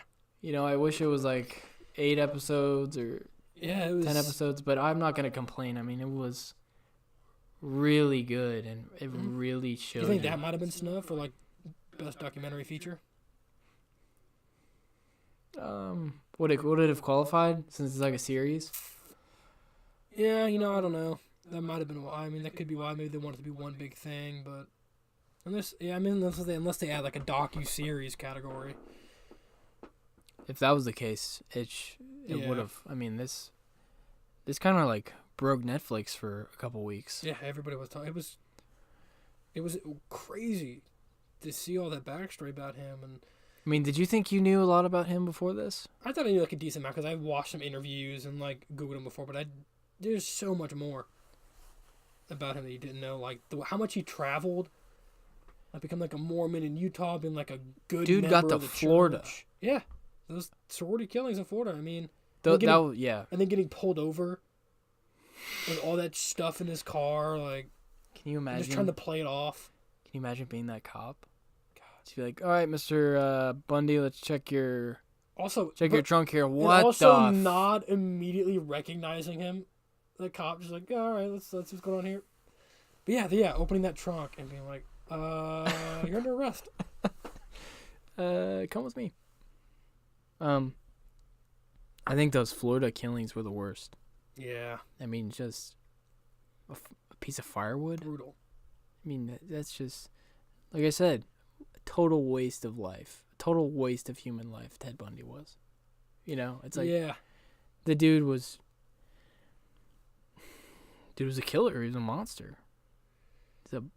He's a monster. yeah. I'm curious to see though, do more stuff like this. I know there's some already out on Netflix, like Conversations with like a Killer, and they do those other series talking about him. But will they do some on like Ed Kemper or Gacy. the BTK killer, or Casey, like more in this style? Like I know they've got some kind of documentaries out already about him, but it'd be interesting to see if that wave kind of continues, and if there is backlash, like does that You show stop? Like do they say, oh, maybe we are dramatizing serial killers and psychopaths, let's do it in a different direction? Or What do you think the most eye-opening part of this was? Like something that made you go, wow, I didn't know that. That blows me away.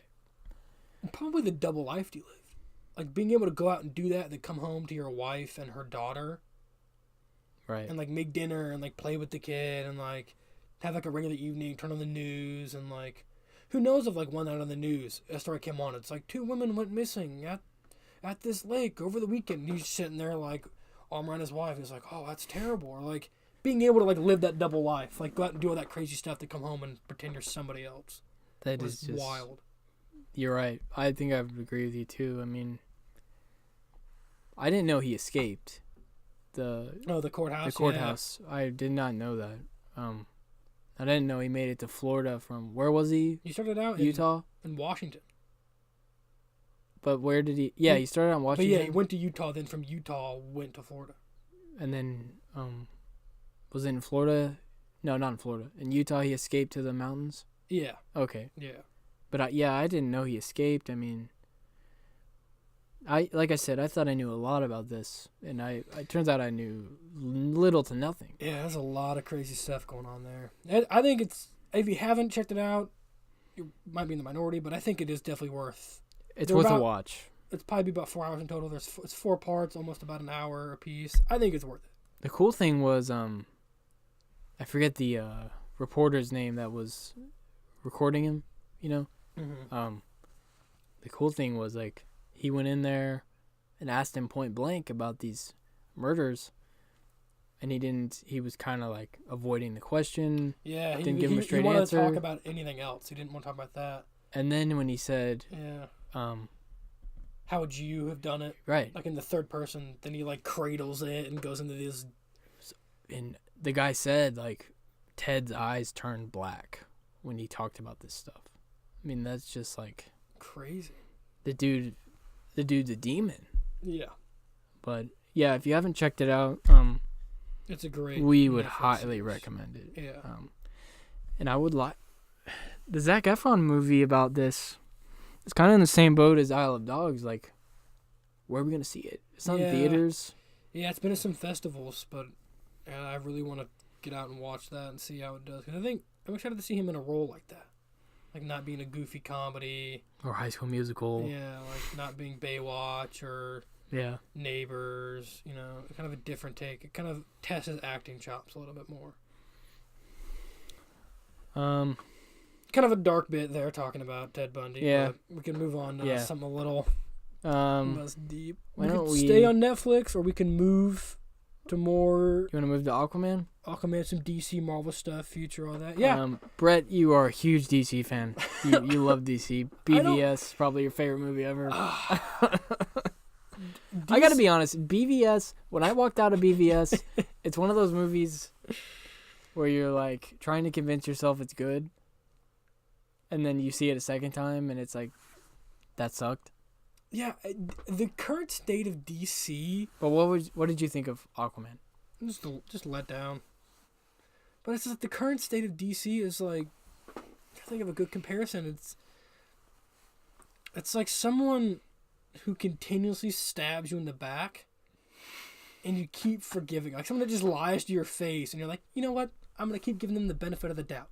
Next time, they're not gonna stab me in the back. They're gonna be a good friend. And then you go to the theater, and you leave, and you turn around, and there's a knife in your back because you've been backstabbed. It's like that friend. You let him sleep on the couch. Yeah. He says he's going to get a job. Yeah. 4 months later. He's still there. He's still there. I just... I don't know. I mean, we could get into maybe a little bit the other Marvel films, or not Marvel, other DC films and how they're just in like a mode of panic, I think. What was your biggest... Like when we walked out of this movie, you hated it. I defended it a little bit. I defended it a little bit, and then when I thought about it, when I was given like a 24-hour window to think about it, I bumped it down to like a solid C, maybe C minus. But right, the big scene for me and for you too, I think, was the arena scene when he's fighting Orm. Yeah. And he just bails. Yeah, he just leaves. I mean, a lot of the underwater, the CGI looked almost a little off sometimes. That was a gripe. I think the film was too long. It was quite long. It didn't need to be 2.5 hours, and the pacing was inconsistent. Yeah. At the beginning of the film, when she's at home with, I forget the actor's name, but who plays Jango Fett. When she's at home with Jango Fett. Don't move, Jedi. Like, they're in that, dock house. Like, that's so slow. And I get you have to build a story, but it doesn't move the story along well at all. I think the pacing was just off for that film. I just felt like I was being pulled through it. Let's talk elephant in the room. Jango Fett. Yeah. Able to rehab from decapitation. Getting his head cut off. That was a fun surprise. That was cool to see him. Yeah, I mean, I hadn't seen him in a movie. I mean, he didn't have a big role at all. He was barely in it, but... What, like 10 minutes? Yeah. Yeah. There wasn't... much of a story. I felt like it was all over the place. Like, it was just very, like, rushed. It was. I thought Amber Heard was good. She was good as Mira. I thought Nicole Kidman was good. Yeah. Dolph Lundgren. I mean, it's Dolph Lundgren. You know, it's like, okay. It's Dolph Lundgren. It's Dolph Lundgren. I mean, I don't know what you want me to say. He's not a very good actor. Do you think Aquaman was enough to right the ship? No. For DC? No? No. But I think it looks better when you compare it to Justice League and BVS. Financially, yeah. But even not financially. It's like, what company are you surrounded by? When you're surrounded by a BVS and a Justice League, you're going to look good. It makes it look a lot better than it was. But then, earlier, we talked about villains. I could not have cared less about Orm. If Orm had died, would you have cared? No, he was just like a general jerk. He was like, you left when you were young. I have the Bertha here. It's my kingdom. I'm not going to give it up. And now we got a duel. And you're not surprised. Like, the film starts, you're introduced to him, and they're going to battle. You go, okay, he's going to lose. There's no, like, what if? Is he compelling? There's no sympathy for him. You don't feel bad for Orm at any point of the film. I didn't. That final fight where they're, like, fighting on kind of the surface of the water is so lackluster. One good thing I would say, it was cool to see Black Manta. I don't care how he was handled, but it was cool to see him thrown into the mix. I didn't expect, to have a character like that. I didn't agree with putting his two arch enemies in the same movie. Exactly. I would have rather focused on making Orm a better villain. Right. And it's not that I didn't like the Black Manta storyline. No. Because it was, like, the first scene when, he's like, you gotta save my dad, he's gonna die. And Aquaman is just like... And Aquaman pretty much lets him... I'm out of here. Yeah. Aquaman kills him. Indirectly, he doesn't actually do it, but Aquaman kills an old man. In the beginning of this film. I know he doesn't have the same morals as Batman does, but I don't think he's known to just let an old man die. I won't kill you, but I don't have to save you. Just let you die. I think it would have been better to have like a Black Manta been like the ending cutscene. Maybe you kill Orm or you banish Orm, and Orm goes off to find help to reclaim some power, and he meets Black Manta. Like in Doctor Strange. Yeah. Mordo. That'd have been cooler than like kind of half-assing another story arc of another villain in a movie that isn't really quite fully developed. I mean, what did Black Manta really accomplish in this movie? Nothing. He just distracted Aquaman from Orm for a little while. Just added a little more. They fought in that like Italian town or that Greek town for a little bit, wherever the hell it was. I mean, I would have picked. I'm like you. I would have saved Black Manta for the sequel. I don't know if I agree with keeping Orm alive. Yeah, but that's probably, was it PG-13, right? Right, that's probably the PG-13 rating. Yeah. But he's like, you're still family, so I'm just going to let you be a sad waste of space now that I've dethroned you. I mean, I think it was enough to maybe not right the ship for DC, but I think it was enough to make the studio say, okay, we're not going to dump this. We're going to try and salvage it. Yeah. Because it made $1 billion. Yeah. It was fairly well received. Yeah. It wasn't horrible. But yeah, on terms of like riding the ship, we can get into sticking with DC. Sure. We can talk about, the Harley and Joker, the Jared Leto movie, and then the standalone Joaquin Phoenix Joker film. And they're trying to right the ship. Now, I think they're investing a lot into the Joker basket, so we'll see if that works out. There's like 95 Joker movies in development. Yeah, so I'm excited for the Joaquin Phoenix. Me from too. All the B-roll I've seen. Me too. I have faith for that. I have faith in the Jared Leto, the Harley Quinn and Joker film, because from what I read about and what I heard them say in interviews, it did seem like a lot of their stuff was cut out. Especially Leto. Because what they talked about was like there's a lot more backstory between them, Harley Quinn, like in the office, and how he kind of turned her into Harley Quinn and all that. And I think that would have made it better than giving all your money to Will Smith and making most of the film about Will Smith because he's Will Smith. Right. But I wasn't the head of the studio, so... But, you know... And the thing is, I think a lot of people that hate DC, like you might say, oh, I'm hating DC. I don't hate DC. I want DC to be good. I want them so bad to be like Marvel. I so bad want it to be like two heavyweights back and forth, not a heavyweight and a child getting beat up on the playground. Because that's what it's like. It is. And you could say, oh, it's because you're being like... You're just a hater. So, like, coddled by Marvel. You're just, like, so used to these beautiful, well-done films and this, like, payoff of Infinity War compared to the absolute no payoff of Justice League. Like, there's so much earned in Marvel. Don't get me started. So much work put into Marvel. And it's just DC was just like, oh, they did Avengers with the big cast. Let's do that. Let's do that now. It's like, well, they've been doing this for 10 years. Let's just put them all together now. I think it'll work out. I mean, whether you think it was good or not, it was probably their best product since Wonder Woman. You guys are a step in the right direction. I'll give them that. I mean, just get as far away from BVS and Justice League as you can, and that's a good idea. And Suicide Squad. Yeah. I mean, but even Suicide Squad had cool elements. It had that grittier aspect that I enjoyed. Do you want to read this Forbes article about Aquaman? Which one is that? Do you want to get into that?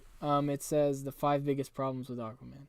Yeah, that's what I kind of touched on a little bit. Some of the pacing stuff. And, Okay. Yeah, they cut some of the same topics, but yeah, I mean, it was a good step in the right direction, but almost being spoiled by Marvel, it still wasn't up to par with what we're used to from superhero films. I mean, I think if these DC movies came, if the DC Universe movies came before the MCU movies, we might look at them different. You know, we might say, oh, these are pretty good. Yeah.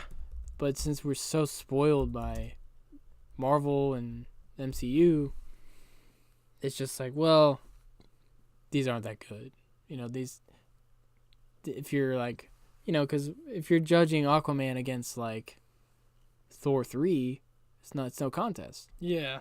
So, I mean, but I think it was just enough to be like, for the DC studio execs to be like, okay, we're gonna keep going. Yeah, I think it was reassuring for them to see that $1 billion revenue come in. Because Justice League flopped big time.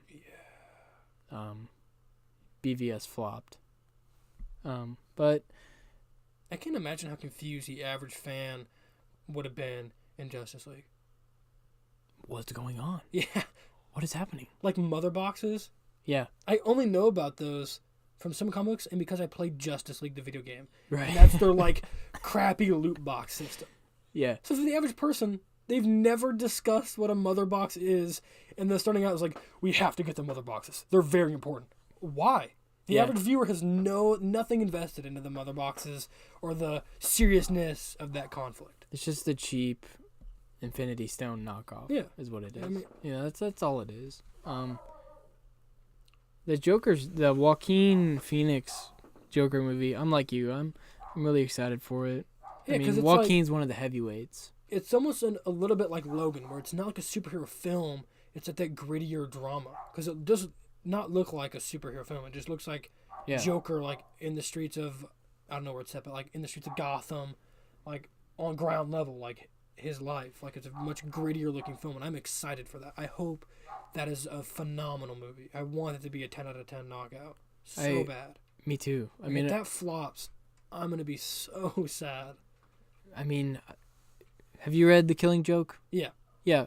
I think if it's anything close to that, I think it'll be like that with just the Joker parts. Like for those who don't know, The Killing Joke is basically the generally accepted Joker origin story. Yeah.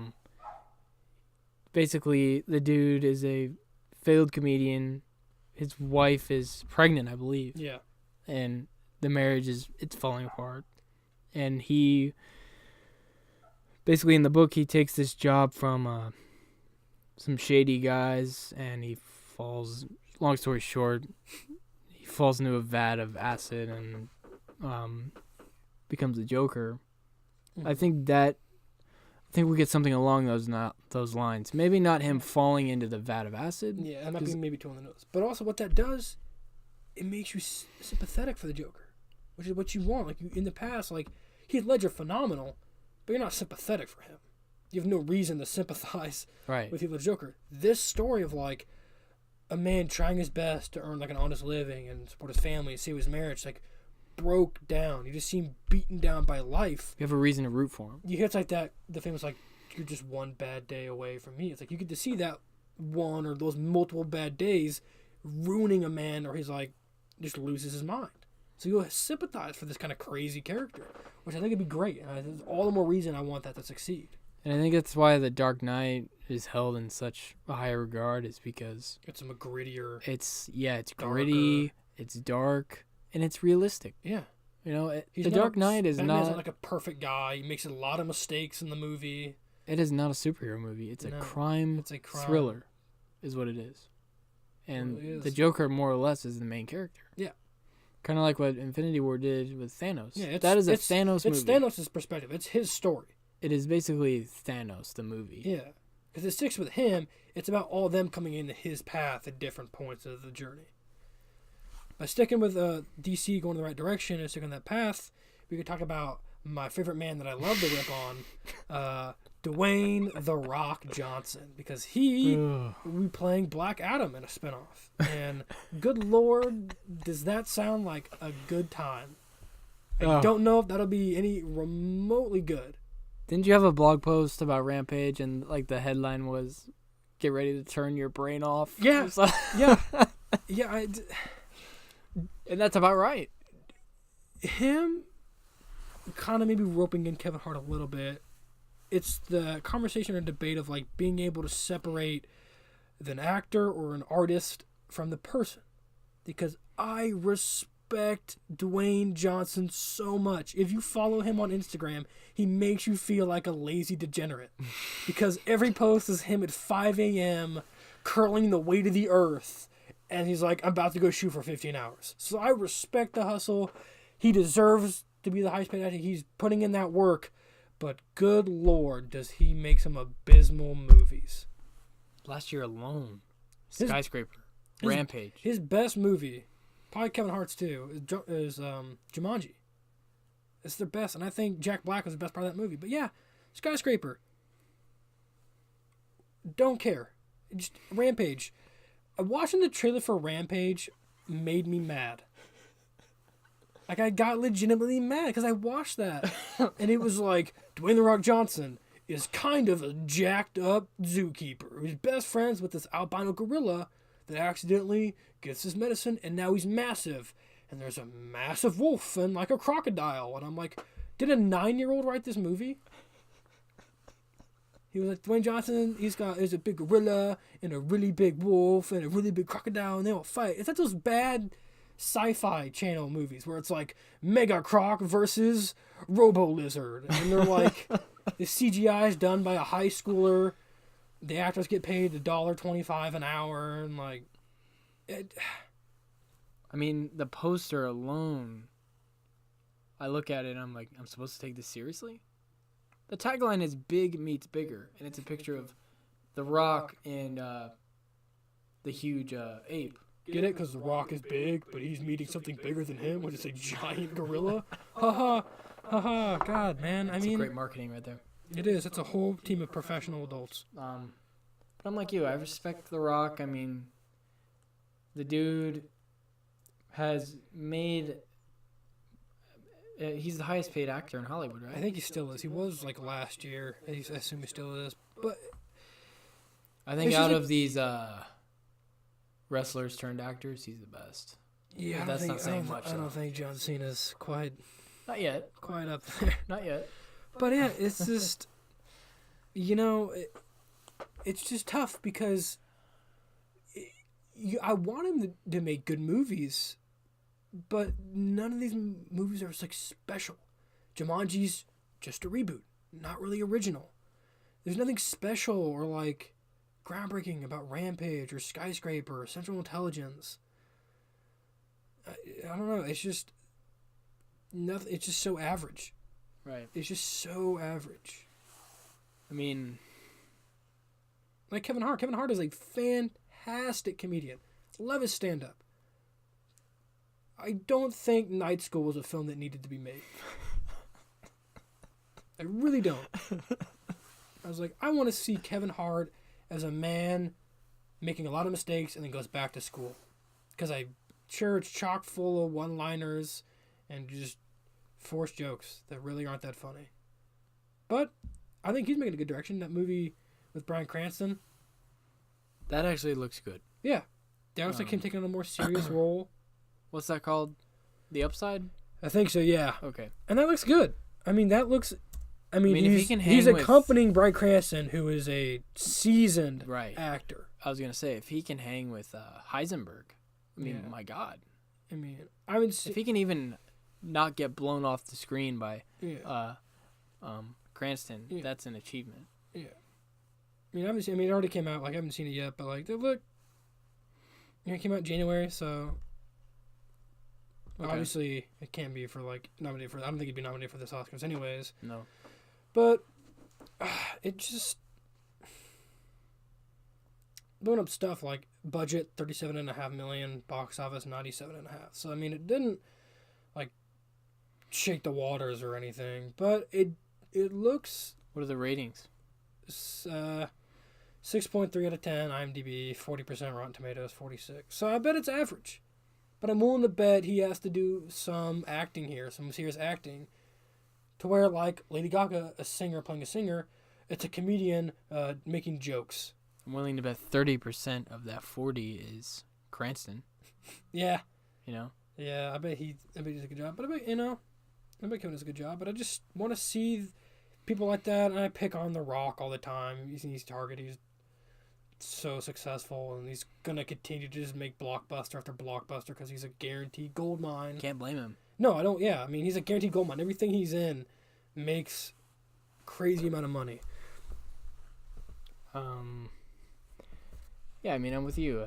I think The Rock, he's a role model for some people, you know, and he's earned his keep in Hollywood, I think. But Like Skyscraper made $300 million. Who are you? Who are you people? also, That gave it $300 million. Neve Campbell was in that movie. Is that her first appearance since like Scream 4? Who knows? She's probably her last appearance since Scream 4 too. After Brought her back from the dead, man. What did Rampage make? Rampage made $428 million. Too much. Where are you people at? Who are the people? iTunes 4 out of 5. Who is reviewing on iTunes giving this a 4 out of 5? It has a better rating than Skyscraper. 6.1 out of 10. Skyscraper got like a 5.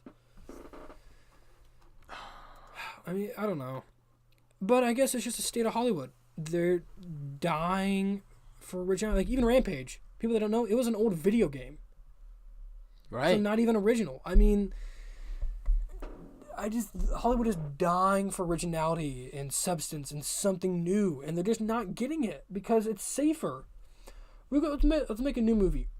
Or we could just reboot Aladdin. What's Will Smith up to? I mean, it's just so brain dead to not try to come up with anything and just to, like, make money on the nostalgia factor.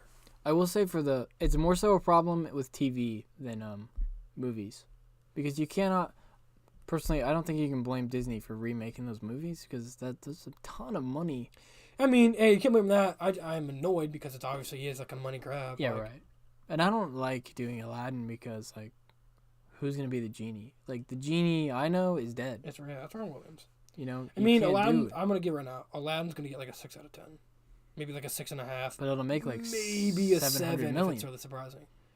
But yeah, but it'll make $500 million, and everyone's gonna take their kid to see it, and it's probably gonna have a very lackluster story. The good guys are gonna win. There's not gonna be any compelling villain. There's not gonna be any surprises. Like, it's gonna just be very cookie cutter. But like I was saying, I think it's more so the lack of originality more so a problem with TV. I mean, who asked for a Magnum PI reboot? You know, who asked for Hawaii 5-0 again? We said that like very early on in this podcast. Like the state of cable TV is a mess. The Masked Singer. I'll just leave it at that. Like somebody greenlit that, Bret. Somebody greenlit The Masked Singer. Yeah, you know, it's like myself, like independent filmmaker, like screenwriter. Anyone out there trying to do the same thing, like just look at TV. Apparently, can't be that hard because they are churning out garbage at an astronomical rate. There's so many shows, like it couldn't have been that hard to make these people working to get that greenlit. At CBS, or are they working for Waste Management? I don't know. I don't know. It's crazy. It's wild. What is going on? I think somebody has something to say about this.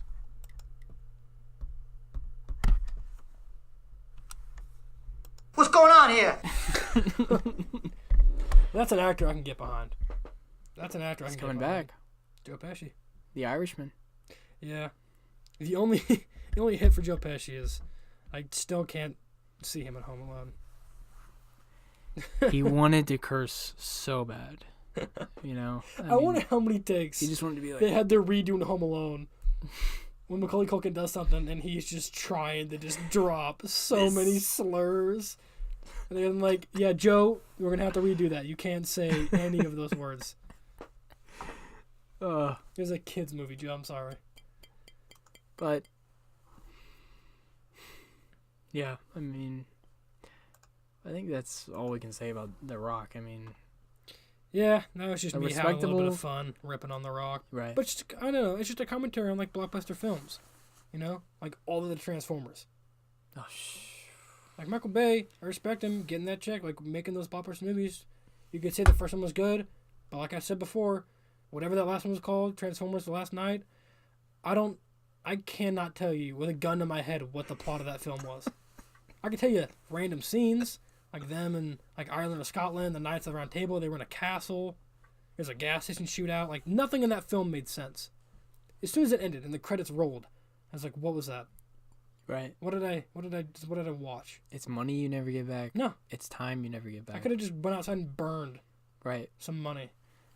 I'm going to see how much money that made. Stupid. Hundreds of millions of dollars. Just...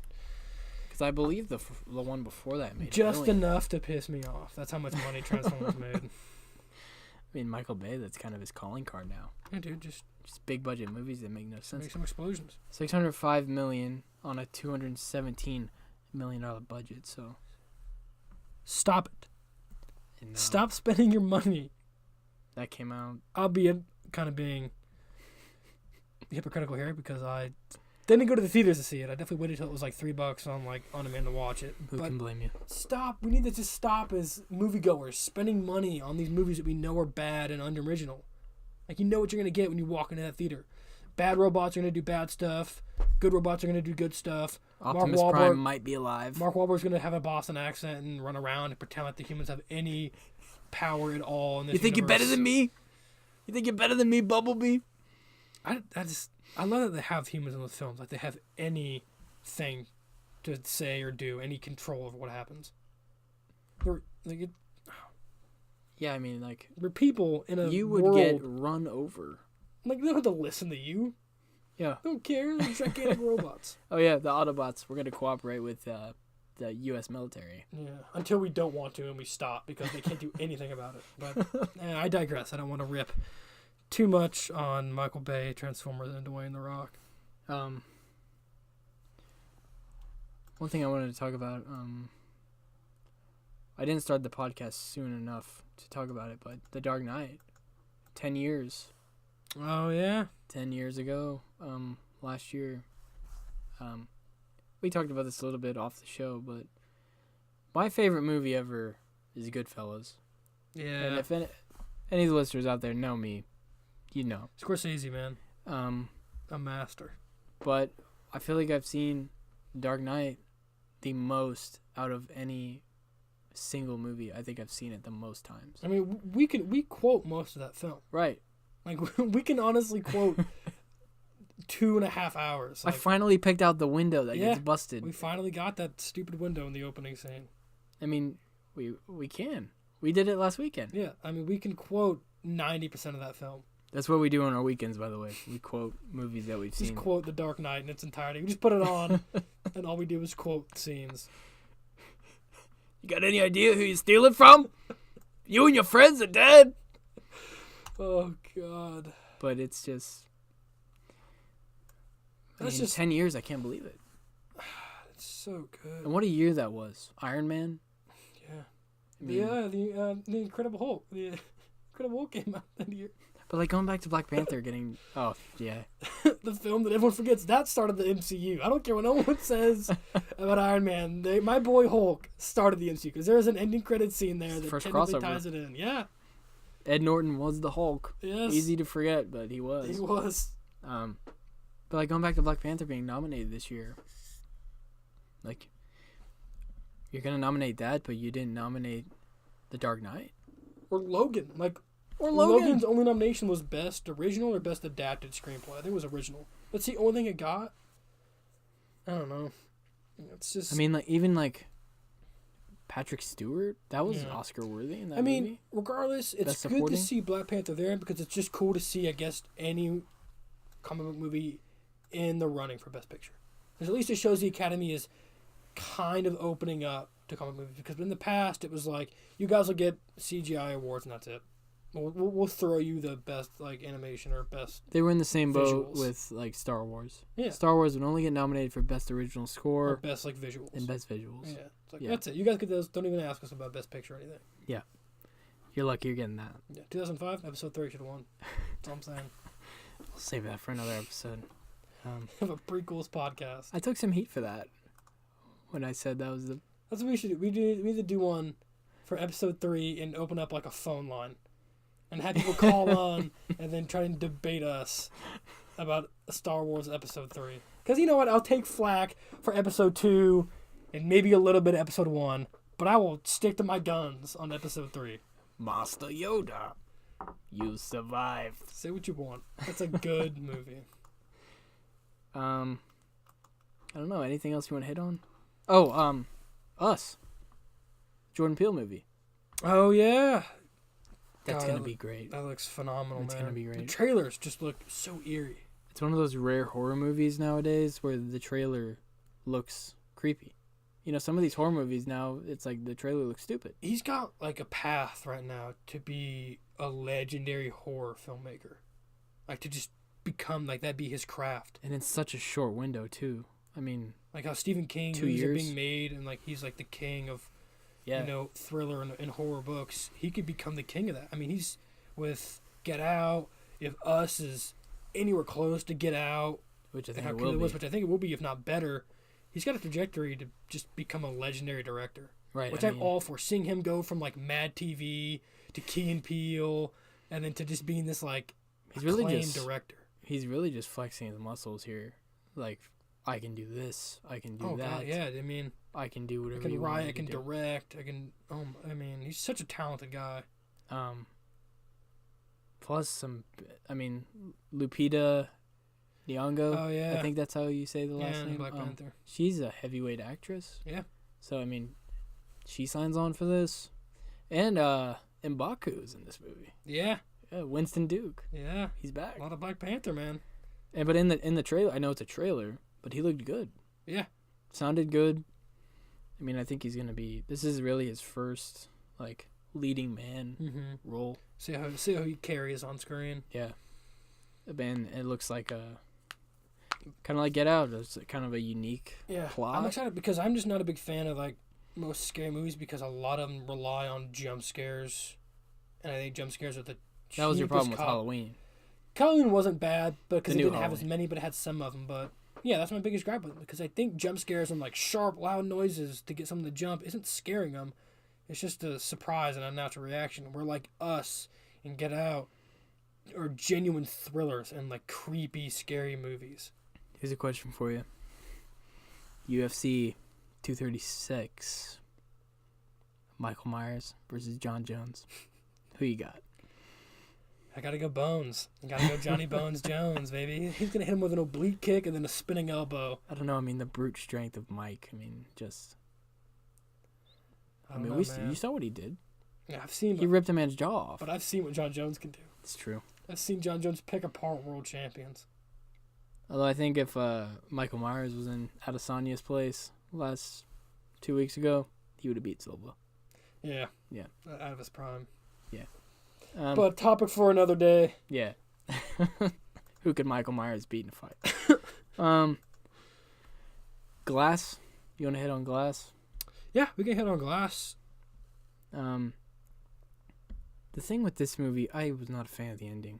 No. You know, everybody died. I think Everybody died. It was like the ending of Rogue One. Everybody's dead. I think the minute you watch, you're like, oh, that was cool.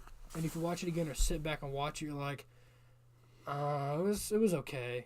Compared to like Unbreakable and then Split, which I think are much better than Glass was. I just didn't like how much they were in that stupid asylum, how docile they all were. How much of the film that was. It was so boring sitting through all that. I think, like I said, all the performances were good. But I think this is the worst of the trilogy. Yeah. I think it was bad storytelling. I think the acting was pretty good. It made $237 million on a $20 million budget, so, you know, And the ending with the M. one Night's lady, not complaining. how she worked with that kind of secret society, and they had like that lunch meeting. It's like, it just felt like last minute, like added in there. Like, they didn't go into that enough, like show that enough in her character that she was bad from the get-go, so. I thought it was cool how they brought His son back. Yeah, Yeah, that was a cool addition. whatever the actor's name is. Let me see here. Spencer Treat Clark Yeah. brought him back. It was cool. That was cool to see him in there. Yeah, that was cool James to McAvoy, favorite parts were his as the Beast. I mean, see. Where is he? Like, being able to play all those like types of people and personalities and like. that's one of the big snubs of the past 5 years. Him not getting anything for Split. Yeah. He got nothing. Yeah, it's tough to do that. Like, he did a great job. That's such a good character. It's like Ray Liotta. I mean, totally different roles, but like Ray Liotta in Goodfellas, he didn't get jack for that, and that's like an iconic role. Yeah. Henry Hill. But he was so good in Split. He was great in this. Like I said, performances. I mean, they were all good. Yeah, they were amazing. And M. Night came back. Yeah, I didn't reprised think his it was role. a good comeback for him. I mean, I don't know. I just feel let down a little bit about it. But I think it was better than, the Avatar: The Last Airbender that he tried. I'm not gonna let him live that down. Unforgivable. Because every kid that Unforgivable. watched that show on Nickelodeon, it was like the greatest show ever, and you were like, "Oh my god, Live a action. live action!" And he just proceeded to light it on fire and throw it in the trash. Oh yeah, I mean that was. That movie felt like 12 people directed it. It felt like every 15 minutes a new director got the reins, because I didn't know what was going on. Like, all the characters were like running around, and it technically was like book one. Like, they were gonna plan on doing like fire, air, water, and earth, and then they were like trying to think way too far ahead. Like, there's gonna be a 4-movie franchise. Let's build it around that. It's like, or you could try to make one movie good. But I don't know. It was good. I mean, I like him, Shyamalan. I want him to do well. I like his twist, like Sixth Sense, and Me too. Really wasn't a twist in this movie. I mean, other than I mean, there was like other than the doctor was. there wasn't like a massive twist. But Right. yeah, I guess the maybe twist. Glass's motives could have been like a mini twist at the end. I guess the twist was they all die. Yeah. Nobody lived. No. I was especially shocked they killed David Dunn, Yeah. Bruce Willis' character. I was really hoping James McAvoy's character would like run off into the night. Like, How did he die? Did he just get shot or something? Yeah, like, well, he drowned him, didn't he? Or no, that was Bruce Willis' character. Yeah, he did, they yeah. drowned. That's his weakness. But I think he got shot, or he beat up all those like SWAT members. Let me see.